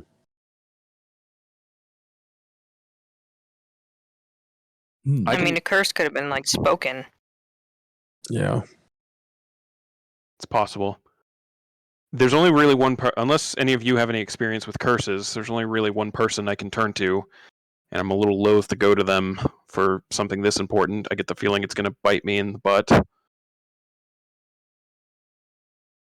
Do you have any kind of experience with our town's beloved inventor? Oh, no. No. I mean, we Didn't did we the try? job for his team, but Okay, well, Zareth might be the only person who has any experience. I'm not sure if he learned about curses while he was studying at the academy, but he's the only arcane person I can think of that would have any real knowledge about something like that. That might have knowledge about that, and if none of you know anything. Hold on. Let me stay right here. Staff sergeant kind of wanders off to a different room. Comes back a couple minutes later with a note. Hands it to you, Finn. You take that down to the Windline Company and tell them you need to speak to Vareth. His eyes only for that. On the word of Shit, where did I have it written? On the word of Dorthak Stonehand, they'll let you in. You need to at least talk to Vareth, if you can. We'll need him to look things over and see where exactly we stand. We can definitely do that. But yeah, follow that lead. I'll see if we have any more information here on our end. As soon as you have any update, let us know if you either show up here with him or what information you have. Yep. No, I mean, we'll make every effort to bring him back. Thank you. And the man who you now know the name of, Dorthak Stonehand, kind of you're given like a very gentle dismissal to go carry about your tasks at this point. Yeah. I mean, Since as it soon as seems he like gives there's us, no we'll dip. yeah. All right. You guys head out, leaving the Thunderkeep and heading across the Bailey through the castle gates. It's a little later than you were expecting. It didn't seem like it took that long when you were inside, but kind of glancing up, you got in a little bit before noon. After walking around and everything and talking with Golfer, sun's already gone past the peaks and it's starting to get darker. But you make your way over to the Windline Company, heading to the same employee door that you had gone in the first time. There's another clerk there, completely different person this time. Previously, you'd have to deal with the Earth Ganassi and a half-orc. Now you're dealing with what looks to be almost a bordering on Duragar. Maybe not full-blooded Duragar, but a little bit of gray skin to this dwarf. Looks you over. Can I help you? Yes. I need to see Vareth. Who's asking for him? Dorthak Stonehand. His eyes kind of open a little bit. And any idea what business? Comma, none of yours. This is something for Vareth. It's true. You should just do it. Hold on. He runs off, heads up into what you assume are the farther interior of the building. Comes back shortly later with an Earth Ganassi, familiar Earth Ganassi. Looked like the shift supervisor that you had talked with before. Yeah, you all are here for a different reason. You're supposed to talk to Vareth. Yep. Vareth is out of town unexpectedly. He's going to be back tomorrow morning first thing. He ended up teleporting back down to the academy for a quick... I don't know what. He doesn't really tell us, but he's not in at the moment. Can this wait till tomorrow morning? Not ideally. I mean, What hopefully. Can you give me a... You don't have to give me the specifics, but... It's highest priority you could possibly imagine it being. Okay. Let me... Here, hold on. He goes and he opens up... looks to be another safe over in the corner. Not the safe he paid you guys out of before. Different one this time. Pulls out a tiny rock and he hands it over to you. It's not quite a sending stone, but it'll let us communicate. As I'm gonna try and get in contact with Vareth, let him know that this is an emergency, and get him back here as quick as possible. As soon as he's back, I will let you know via that. Okay. That's the best. It's unfortunately the best I can do. He kind of left us a little in a bit of a tizzy as well. No, I get it. So I'll try to get him back as quick as possible, and once he's here, I'll let you know. Yep. We're in the lobby right now waiting for our thing to buzz.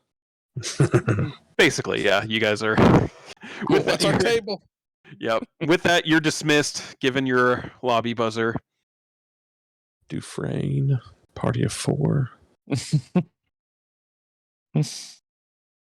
But you guys are back out on the city streets. Is there anything you want to accomplish while waiting?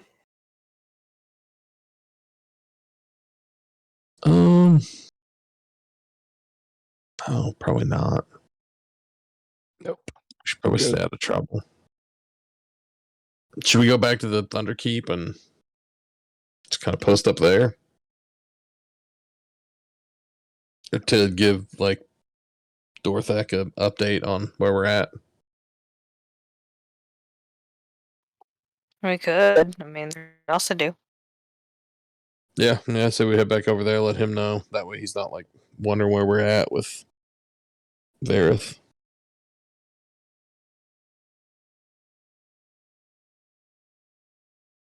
And who Alright. knows? Maybe Hey. something else will happen.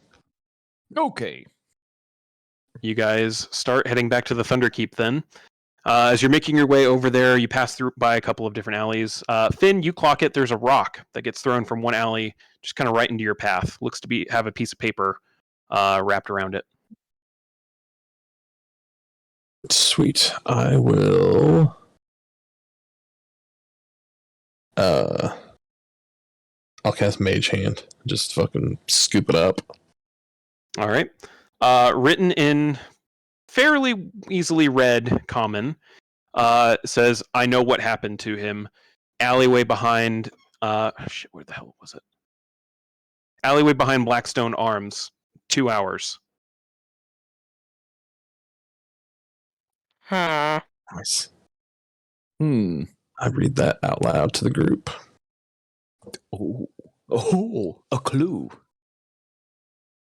Sounds like it's either legit or it's an ambush. So, Oh, I don't care either way. nope. I have my fighting Definitely could be an lion. amp. I think Let's either go one of fuck those shit will up. either one of those will get us some sort of progress on this. Either we're gonna get Yes, ambushed indeed. and see if we can beat some fucking story out of our unfortunate assailants, or it's Okay. legit. This person just tells us what's up. Anybody need anything? Like, do you need to take a breather, Tyler? I don't know how your magic refreshes. If you have to nap it out, if you nap it out, or if you have to sleep all night. Out of game, I'm asking if I you gotta need a short sleep rest. on it. No. Alright.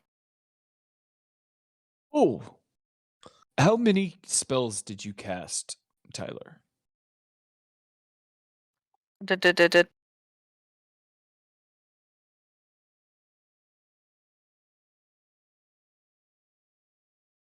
Let me see. 4 total. Okay, hold on. I'm reading in real life, but I'm thinking as a Leonin. I think I know what you're trying to figure out. Okay. I'm going to very subtly touch Tyler on the shoulder, and it looks like I'm thinking, but the magic that happens is really kind of violent because I have no control over it. And I'm going to cast bolstering magic, and I have a jolt, and I believe It's a you can D3. roll a D3 and you regain 1 expended spell slot, the level of which equals the number rolled or lower. Ooh, okay. I think I can only do this. Once on them. You can use it multiple times, but they can only receive it once per long rest. And I would rather you roll that D3 than me. I think that's more fun. That's way more fun. So you roll D3 and then, there you go. At least you get 1 back. Oh, Well, thanks. I don't really get it, but sometimes it works.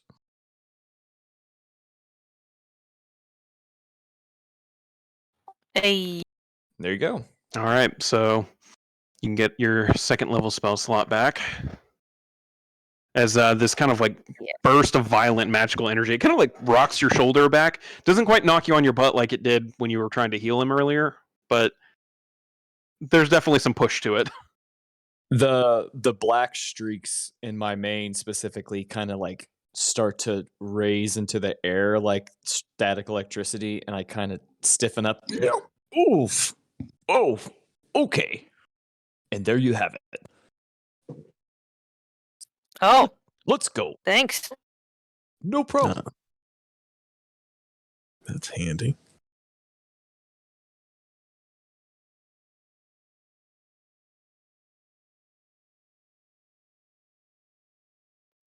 I say let's go.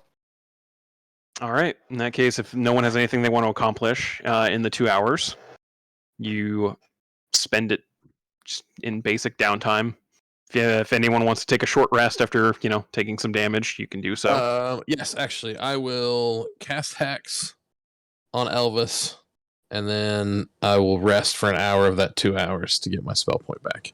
Okay. Or my spell slot back. And I keep Hex active with concentration for, I think, 8 hours. All right. Noted. Oh, and he has a disadvantage on strength Yeah. checks. Because I have to pick an ability score to give disadvantage to. So.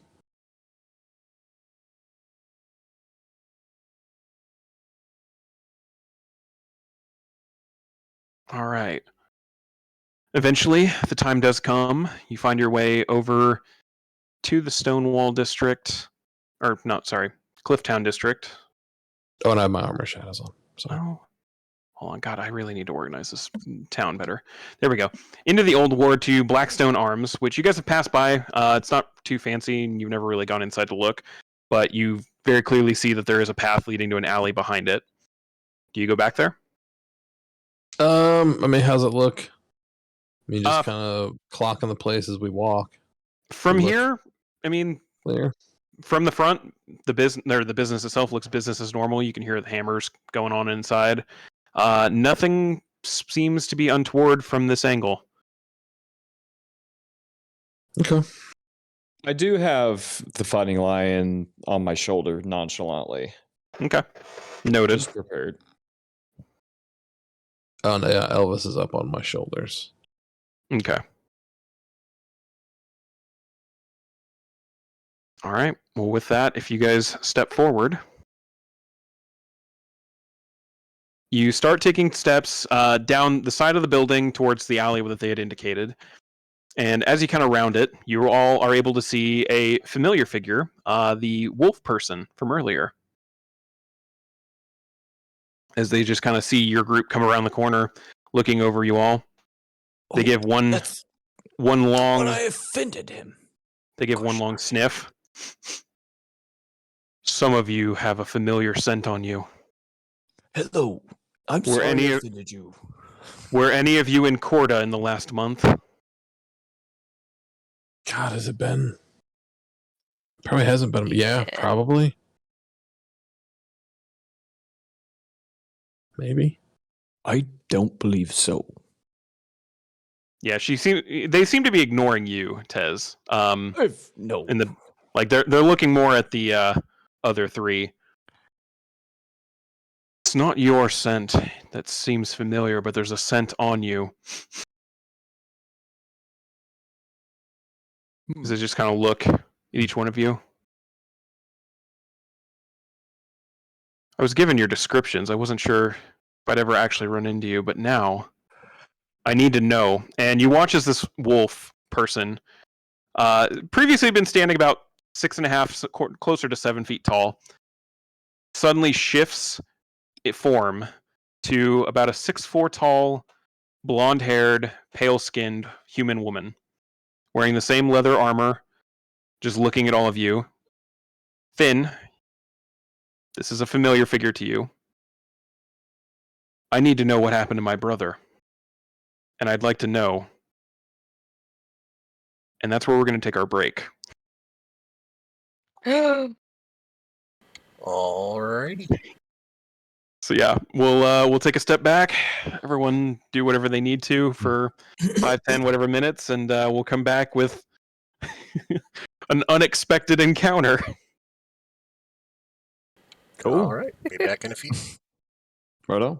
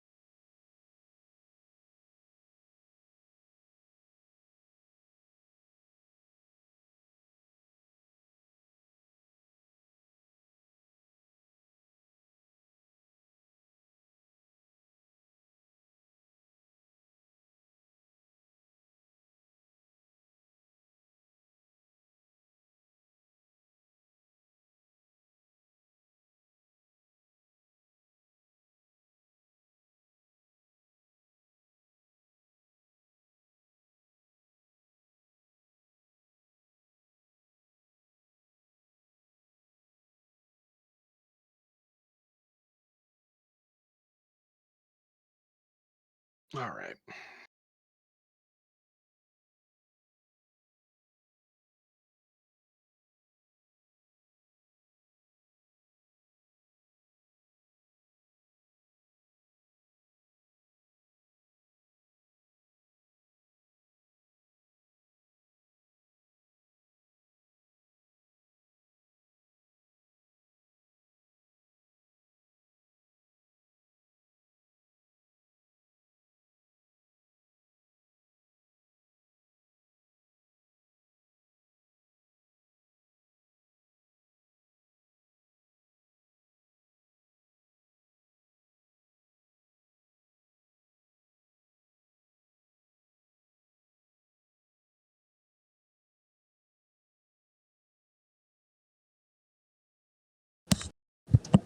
Hello. Everybody else still going? Yeah, I think so for the most part. I'm here. I thought I was running late.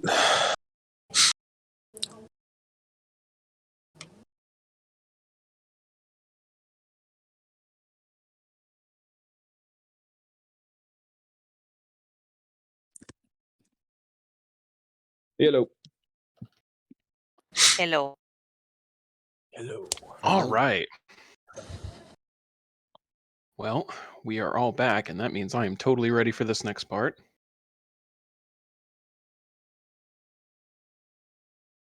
If I can find, there's the right note.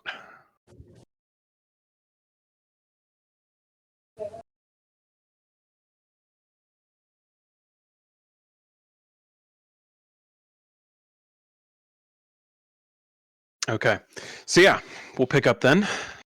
Standing in front of you is, as Finn has seen her, the woman known as the Wolf, one of the Black Blades, standing in her armor. Doesn't appear to be holding any weapons on her at the moment. Just kind of looking you over. The blonde hair tied back into a bun behind her head, a couple of silver streaks in them. You see a couple of obvious like claw mark scars on what patches of skin you can see, as she's just kind of looking at you guys. What happened to my brother in Corda? Big guy, blonde hair. Yep. I can smell him on you. It's very faint, but it's there. We met on the ship to Corda. We got off the ship. He got snatched up, I believe, by the Imperials, and last I heard, they executed him like minutes after that, or like maybe hours, but very quickly. Her eyes kind of get wide. And what's your source on this? Did you see it happen?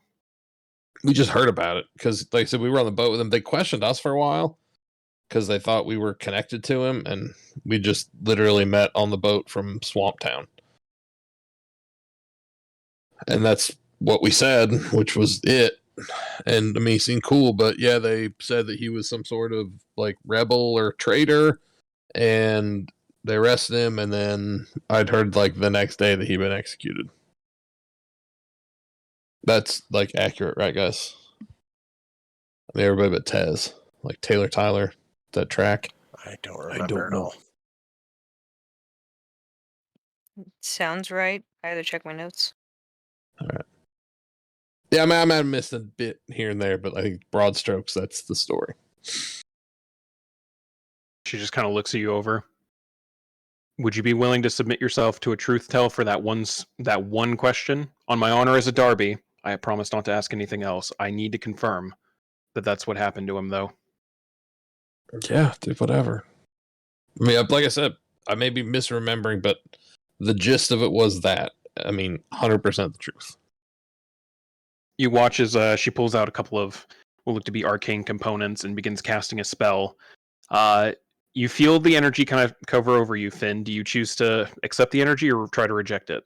No, I won't fight it. Okay. What happened to the man you met on that ship after he stepped off of it in Corda? He was arrested. We were questioned about our connections to him. We were given the impression, if not explicitly told, he was some sort of traitor to the Empire, and the next thing I heard was a day or so later they said he had been executed, like shortly after he'd been arrested.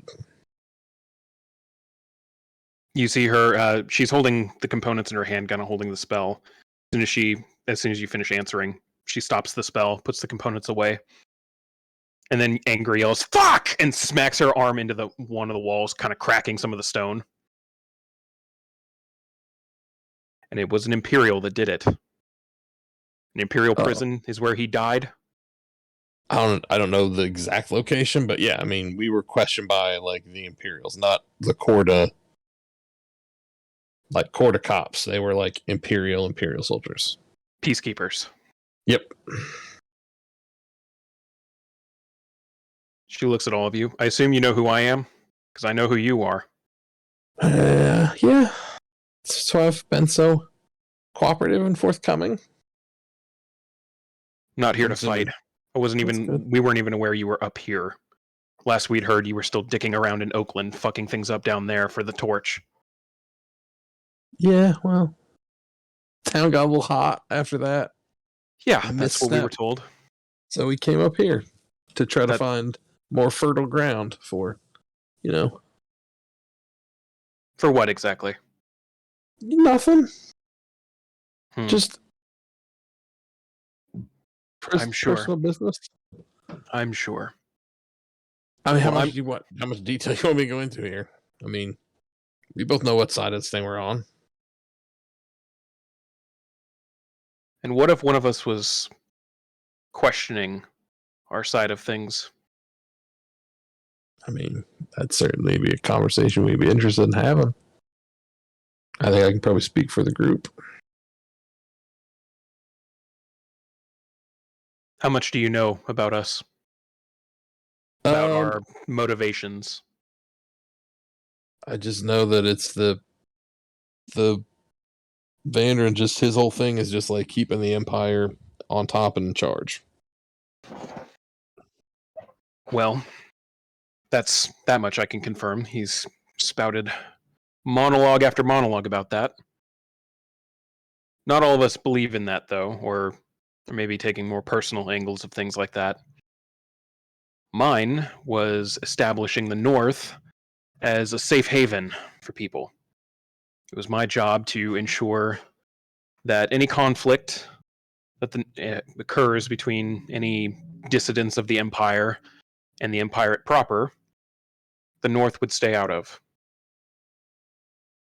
And I was promised, as part of that, two things. That no foreign action would be taken against the North if they stayed out of it, and that I would be given assistance in locating my brother, who had gone missing not long after I went off on my own. And now, you tell me not only is he dead, but the very people that I'm working with are the ones that killed him. Yep. What would you do in my position? Well, I tried my damnedest to kill the person that tried to kill me. But Change sides. I mean, You seemed pretty simple when you called me a werewolf earlier, but I mean, you're not wrong in that. I'm considering my it. name is Tez. Tez of Yeah. the Tallstone. I'm Yeah, sorry. that seems to fit. You probably have no idea who the hell I am, do you? I don't know what's going on, but I Fine. know that I trust my friends and they're not killing you. And you're not killing us. Let's do some proper introductions then, as I was trained. My name is Ingrid Darby, eldest daughter of House Darby, one of the great houses serving Great House Vike of the Northern Territories. And my whole job in working with the Blades was to try and stave off my homeland being involved in some kind of civil war. And I'm willing to bet your job is to be the exact opposite of that. But I don't think I like the side I'm on anymore if they're going to hide shit like killing my own fucking brother from me when he was already fucking promised to be safe. I mean, he was looking for you, so Yeah, even though I told him not to. Fucking moron. he seemed like He was a dumbass, let's be stubborn. fair. Had he not had any kind of talent with martial skill and a minor ability to heal, he'd be no better than the village idiot. No. But he seemed was my You brother. loved him. But he was my brother, and I loved him, and I would have done any. I literally, I can't even describe the things I had to do to try and protect him from the worst. And now he's fucking gone because of the very goddamn people. And she smacks to the other wall, and you see just the barest hint of like her whole arm is kind of unarmored at this point, but you watch as it kind of like starts to sprout fur and extra muscle as she slams it into the wall. Pulls her arm back, kind of gripping her fist tightly, and the fur retracts back in. Did This you was say not- she was as big as Tez or She was, yeah, taller? she was about as big as Tez. Oh, that's impressive. She, well, in her wolf form, right now she's sitting probably an inch or two shorter than Tez, but still pretty big. Like, you're not used to seeing women this big. Right.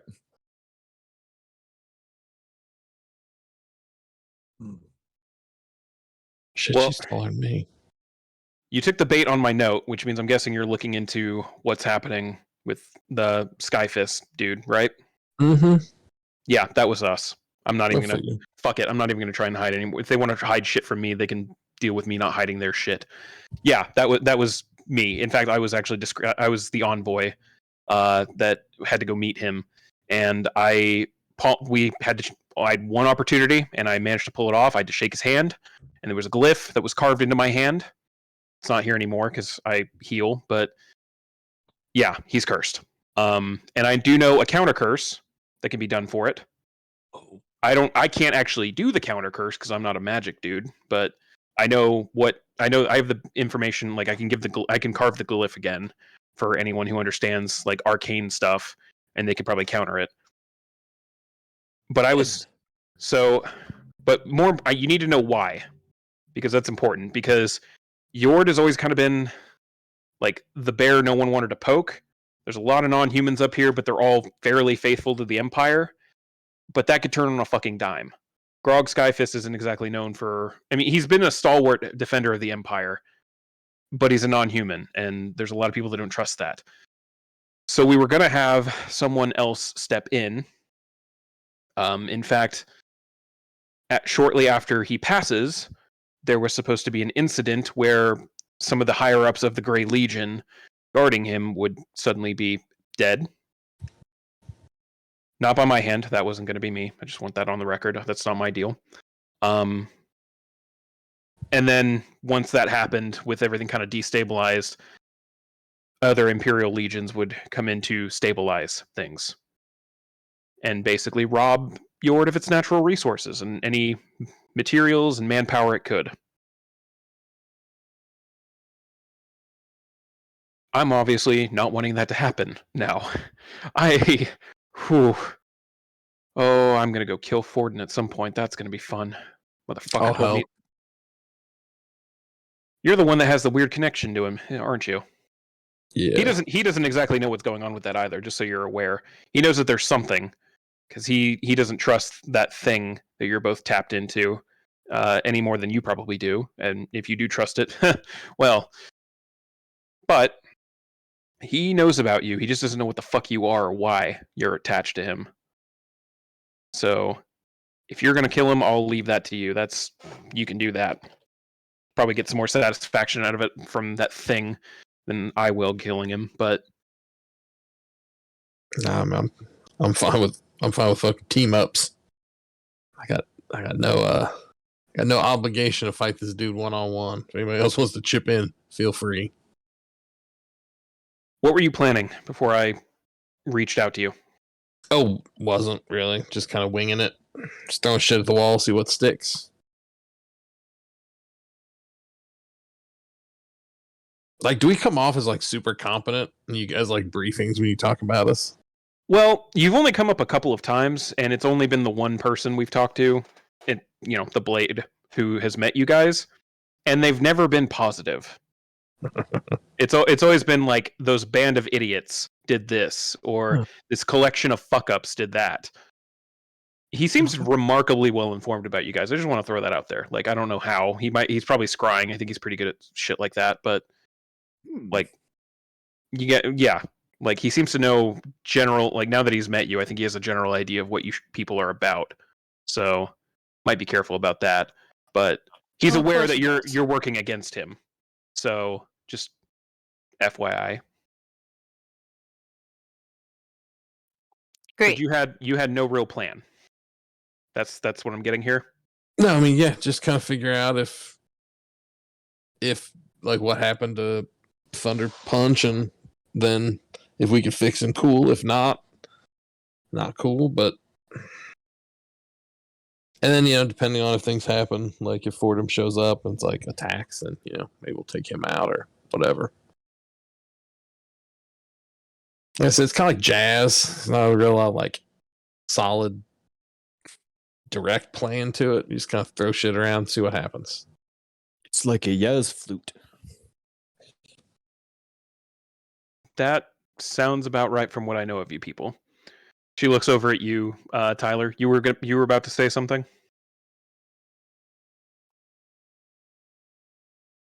I mean, I was just saying, of course, the Blade knows what we're up to. Yeah, he's crafty. Let's put it at that. In fact, he'll probably know that I've turned within the next 24 hours, so we need to try and capitalize on that. Did you have any plan for trying to cure Skyfist at all? I mean, Well, we tried. kind of a long shot, but no, not like a real solid one. We're gonna talk to somebody to then talk to somebody. Yeah, Okay. we were hoping that Varith had enough like arcane knowledge to know how to do some kind of counter spell or whatever. Well, I've met the guy. I don't know if he would, but he would with what information I have. So we can put 2 and 2 together and possibly make 5. So I have an idea, though. What if we ambush Forden? Ooh, I like this. Yeah, Yes. You guys don't seem to have any kind of plan. So I'm gonna go out on a limb here and say if I have an inkling of one, or would you be interested in? hell yeah, right, guys. Okay. I like it. So here's what I'm thinking. Feel free to correct it again. I don't know I don't know your shit, and I try not to. I really wasn't looking forward to encountering any of you people. You sound like a bunch of chaos that I didn't feel like I needed to get mixed up in.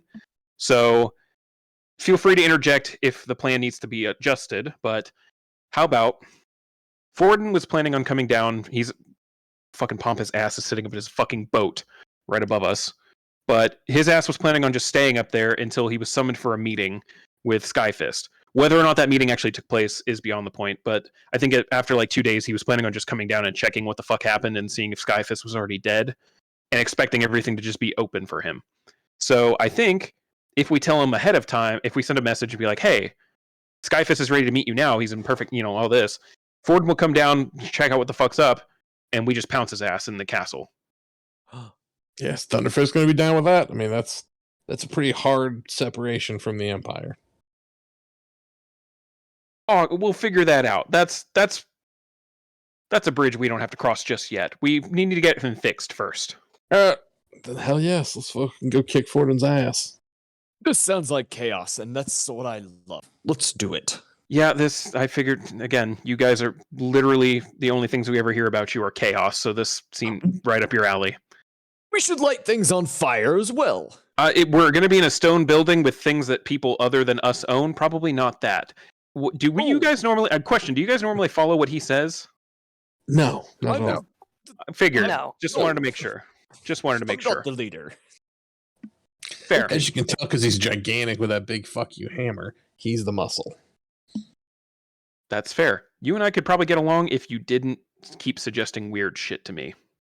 Like that. Okay. We'll figure it out.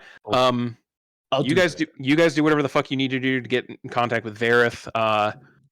I'm gonna just lay low.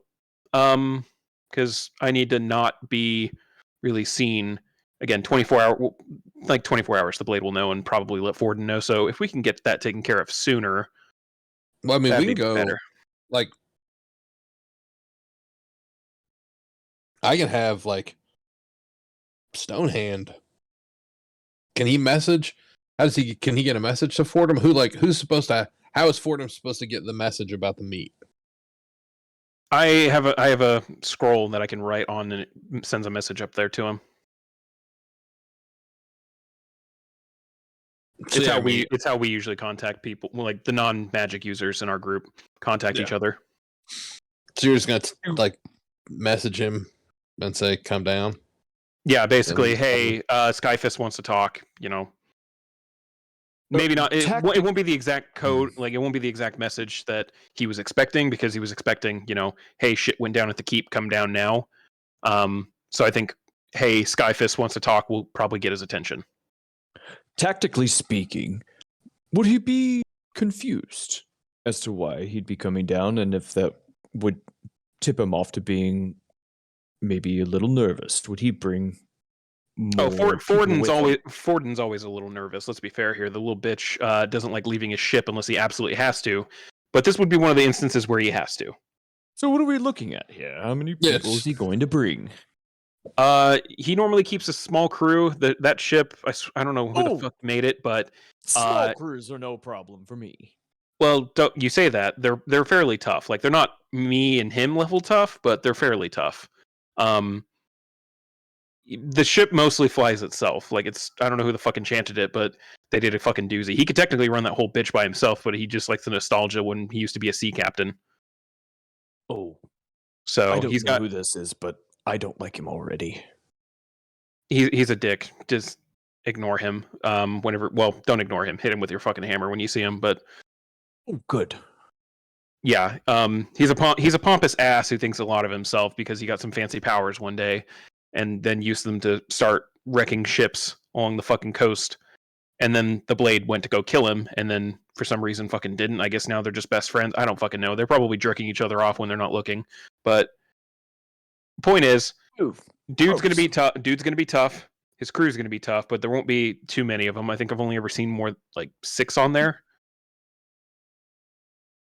So, from what I've heard of you guys, They jerk each other off? Maybe don't scream That's that. gross. That seems like a horrible thing to scream in an alleyway. Focus on the wrong part of that thing, Tess. Yeah, we're not exactly in a good part of town.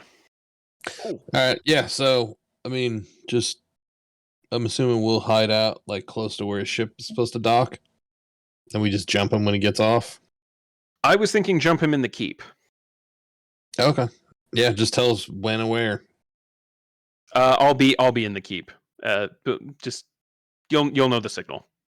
If you can find a way.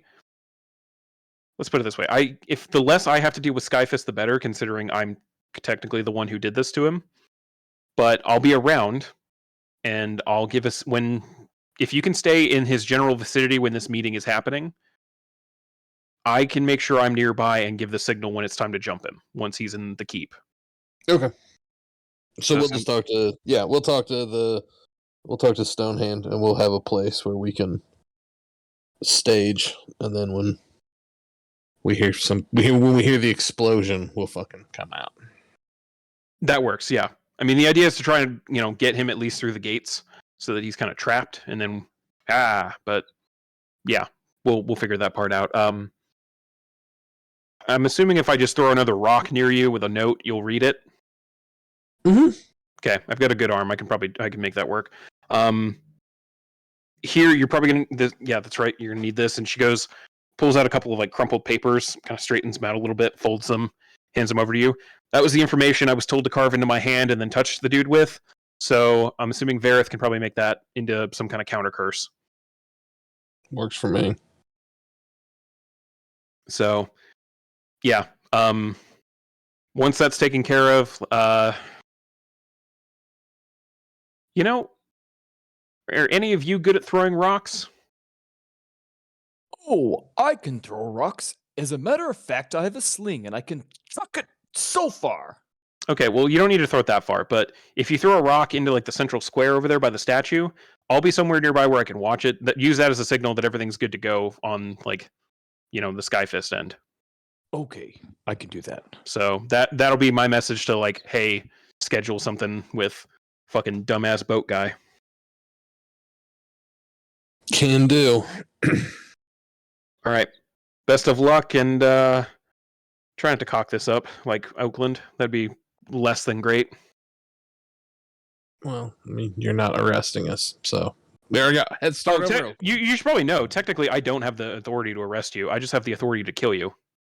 Oh yeah, Like it's one of those like I'd kill you and then I'd get arrested and then suddenly I get out of jail for free. Like it's one of those things. Yeah. Where contractors are weird. Don't ever be an independent contractor. Sure has perks. Sometimes, unless other times it doesn't. Yeah. Anyway, yeah, rock-based communication. Let's go. Plan. Go team. And she just wanders off down the other end of the alley, shifting. Those of you with higher passive insight, you kind of get the sense like she was kind of struggling with the grief there towards the end. I mean, she does have this like outward appearance of being a hardened warrior who's seen and done some nasty shit, but you kind of get the sense the news about her brother cut maybe a little bit deeper than you were expecting.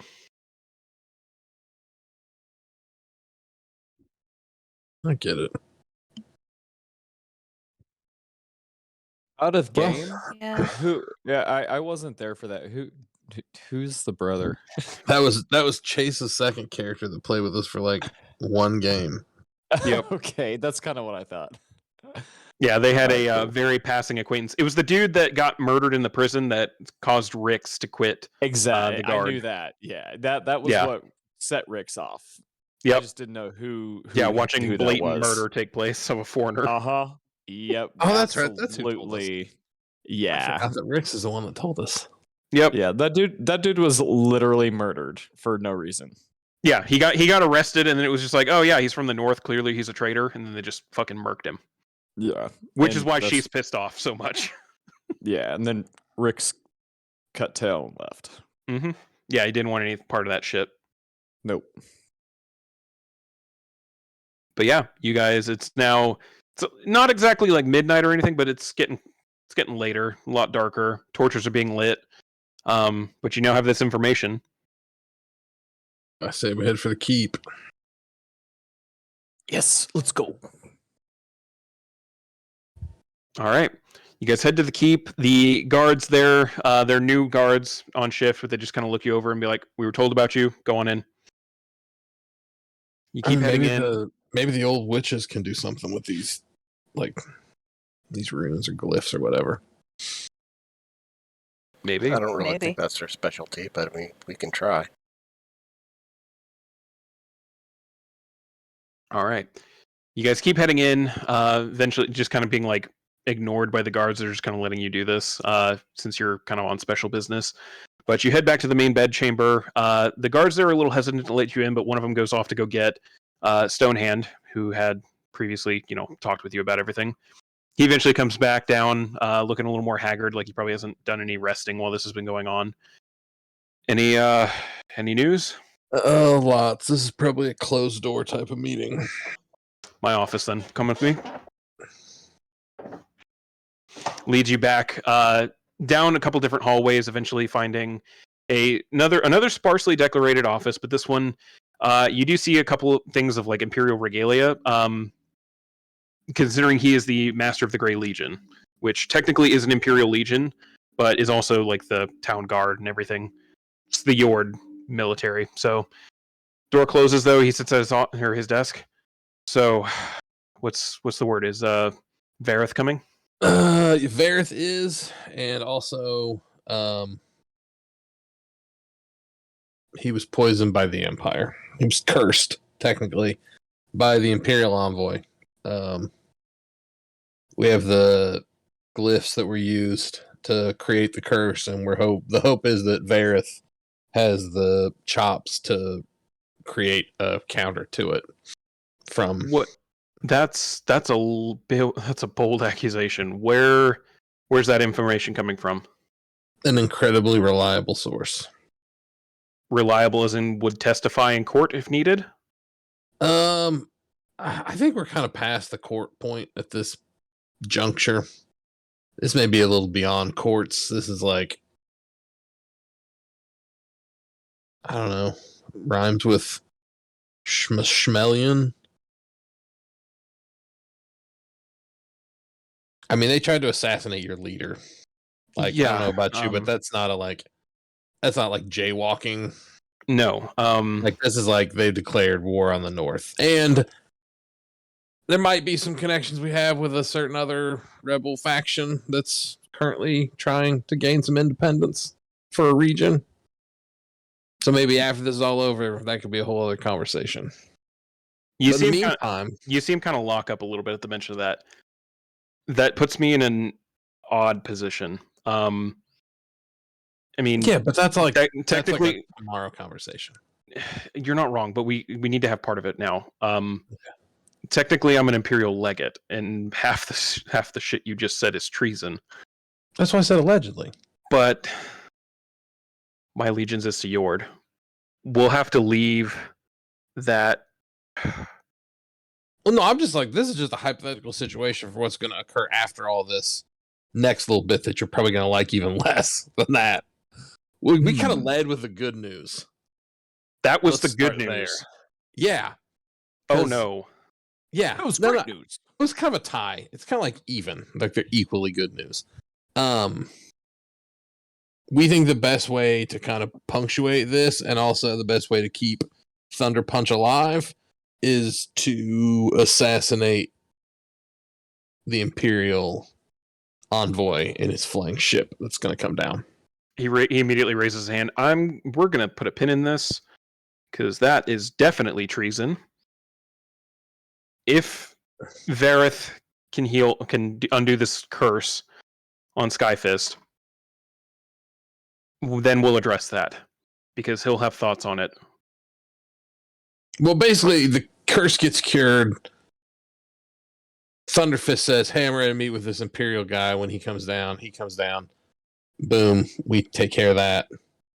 And then for Yord. Woo! Fuck Yeah. the Empire. I can't make that call. I don't even want to think about making that call until we know what's going to happen with Skyfist. So, yeah. Is Vareth coming like on his way, or what? This plan? He had fucked off down to the academy. They were having trouble tracking him down, but I said, get him here as soon as possible, like immediately. So they were going to do something to try to contact him to get him to come home early. He's supposed to be coming home like tomorrow, anyway. But Did they give you you try to get him home sooner? Did they give you any kind of method of communication? Give us this little rock that's supposed to like jiggle when he gets home. As you say that, it starts to jiggle. Ooh, rock's jiggling. Boom. Oh. You hold up the rock into your palm, and you hear a voice in your head saying, yeah, you guys, Master Vareth is here. Where does he need to go? Thunderkeep. ASAP. All right, I'll tell him. And as that conversation kind of cuts out, the rock fizzles into dust. Brush my hand off. Ooh. Rock's jiggling. That was funny for some reason. I don't know why. Oh, Rock's jiggling. All right, I'm done. Stonehand had no fucking clue what I was talking about. Yeah, no. Stonehand's just looking at you like, Rock's jiggling. I'm gonna assume that's a good thing. So, yeah, no, that's Vareth. Vareth is coming. You guys couldn't hear that? No. Oh, I thought it was on speakerphone. No. What's a speakerphone? What? What? Oh, Vareth's on his way. They don't understand the concept of the cell stone. oh, Cellstone. You remember That works too. We coined that earlier in the campaign. That's funny. Yeah, no, they're coming. He's coming. Okay, well, I guess we need to get Skyfist's chamber ready then. Let's go do with that, and then hopefully I don't have to deal with the treason shit.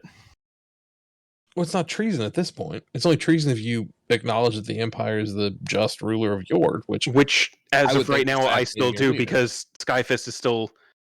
Yeah, Skyfist try to assassinate him. It has to be his call. I can't. Because I'm just saying, if that they oath tried to falls, I kill have your one oath. leader. I know, I get that. Possibly, allegedly, but I have 2 oaths that I serve. I serve the Empire and I serve Skyfist. If one of those falls, I have to follow the other one. Well, which one comes first? Oh, What So- if those are in opposition to each other, which is where we appear to be? Well, we're gonna find that out. Varith will first. fix it. I'm sure. One of- I'm sure Sky Punch is not going to be like, I still want to be cool with the fucking Empire that just tried to kill me. I doubt this is pleasant what he's going through. It has to be his call. I can't. Okay. Just saying. Say right now, if he bails, I'm out. Like if he's like, nah, the Empire's still cool.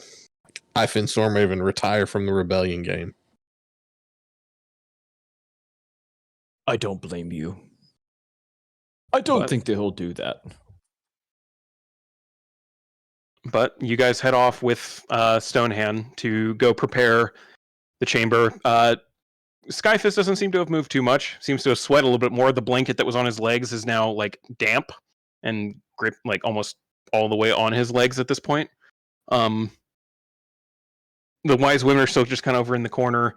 They stopped working on the poultice. I think they kind of figured out what you guys did, that a couple of herbs picked outside aren't going to help this. So they're just kind of like pondering what else they might be able to attempt. Guards all seem to be watching. Not too long after that, you hear kind of some... It sounds like someone being escorted into the room, and eventually you see a completely new figure.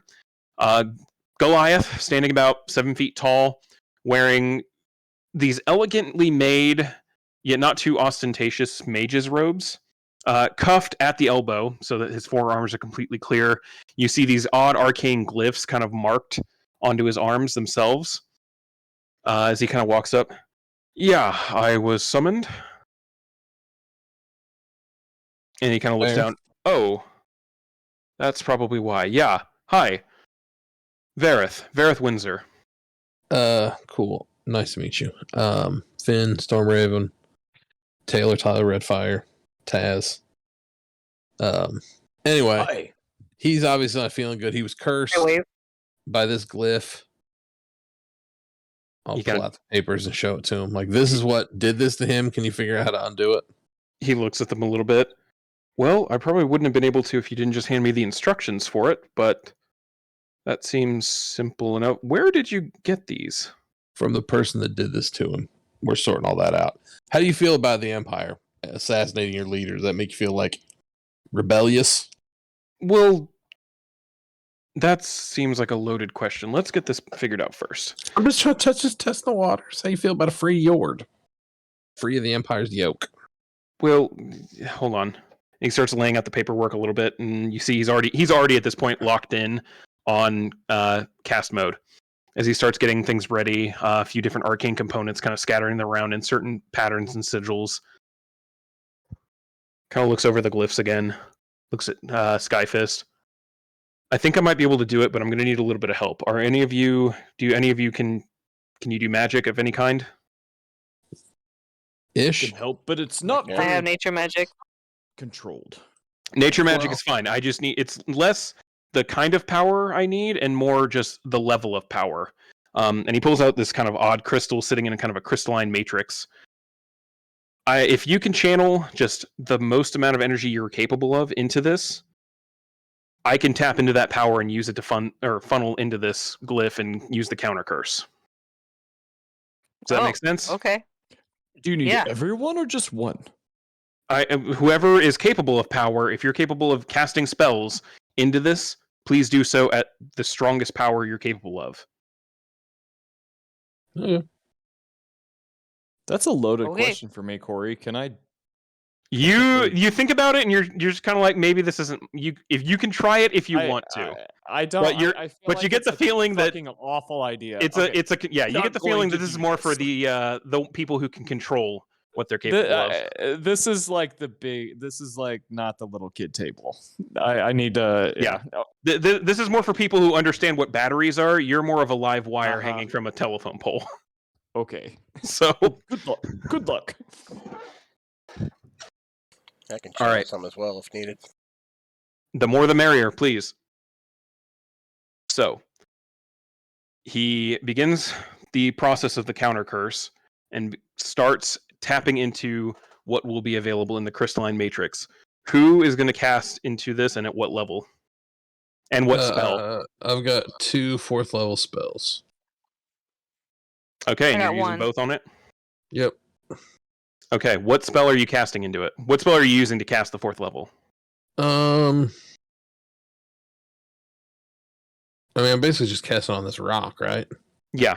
And if So I'm there, summoning- I'll go ahead and say this: if there's any kind of like negative effect that would affect like an area or anything like that, that won't matter in this instance because this crystalline matrix, you get the sense it's trying to draw in power. So anything that you create using your magic will get Okay. drawn into this without any kind of adverse effects. Cool. Then I'll I mean, I guess Thunderstep or Vampiric Touch. I'll do Thunderstep. Okay. You use both of your spell slots to cast Thunderstep, and you watch as 2 giant bursts of electrical energy, normally letting you teleport, are immediately drawn in. I need you to go ahead and roll or it's just going to be a straight charisma check. Okay.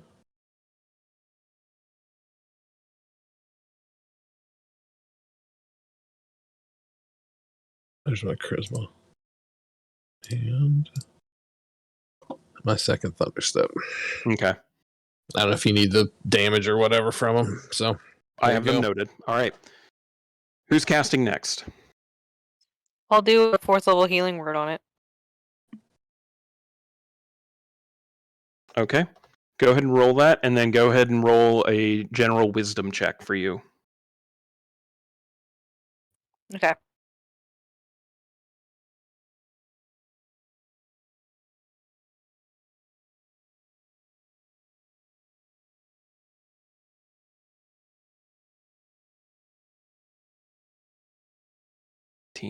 All right. And Taylor, you said you were going to roll cast something as well? Yeah, I can put a couple level 3 healing spirits in it. Okay, how many level 3 spells are you casting into it? Screw it, all 3. Okay. Wait, holy crap, you have 3 third level spells? Apparently. Hold on, that seems like a lot for a half caster. Well, it says I have Oh, that 4 sounds slots about right. for level 1 and 3 slots Yeah. for level 2. Like the Okay. artificer play has That's it. level 2 spells. Okay, so Yeah, yeah, not level all 3, right. sorry. That's why I was thrown off. I was like, hold up a minute. Sorry, I only have like a highest level 2, so. Okay, so yeah, all 3 level 2 spells then. Yeah. Go ahead and roll a general wisdom check as well. What do you want me to roll for the spells itself?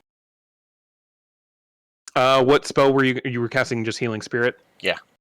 It's fine. I don't need the specifics for that one. It just pours a shit ton of healing energy into it. All right, 3 times second. And a 21. Okay. 1 second. I have to do some quick math because for some reason I plotted dumb math shit.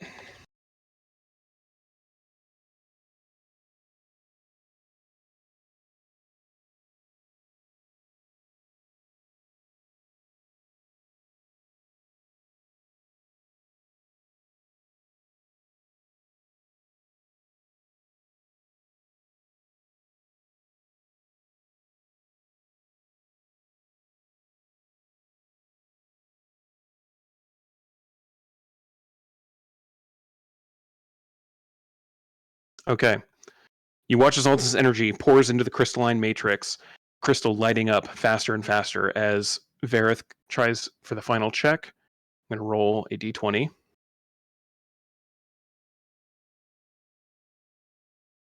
Holy crap.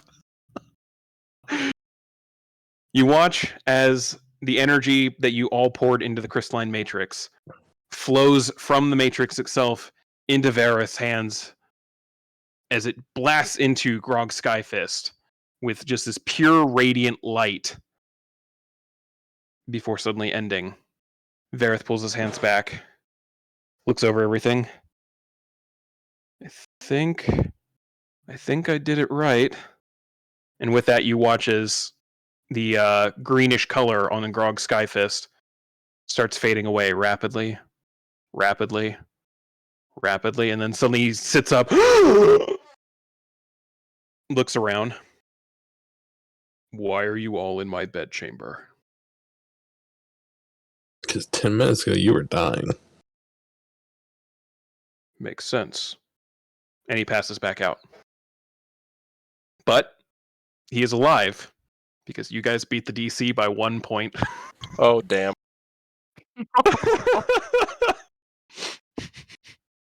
I found a whole formula that I wanted to try using on here. So it was basically your 3 checks all added together, divided by however many were being cast into it. So that turned out to be like 16, I think was the math, how the math shook out.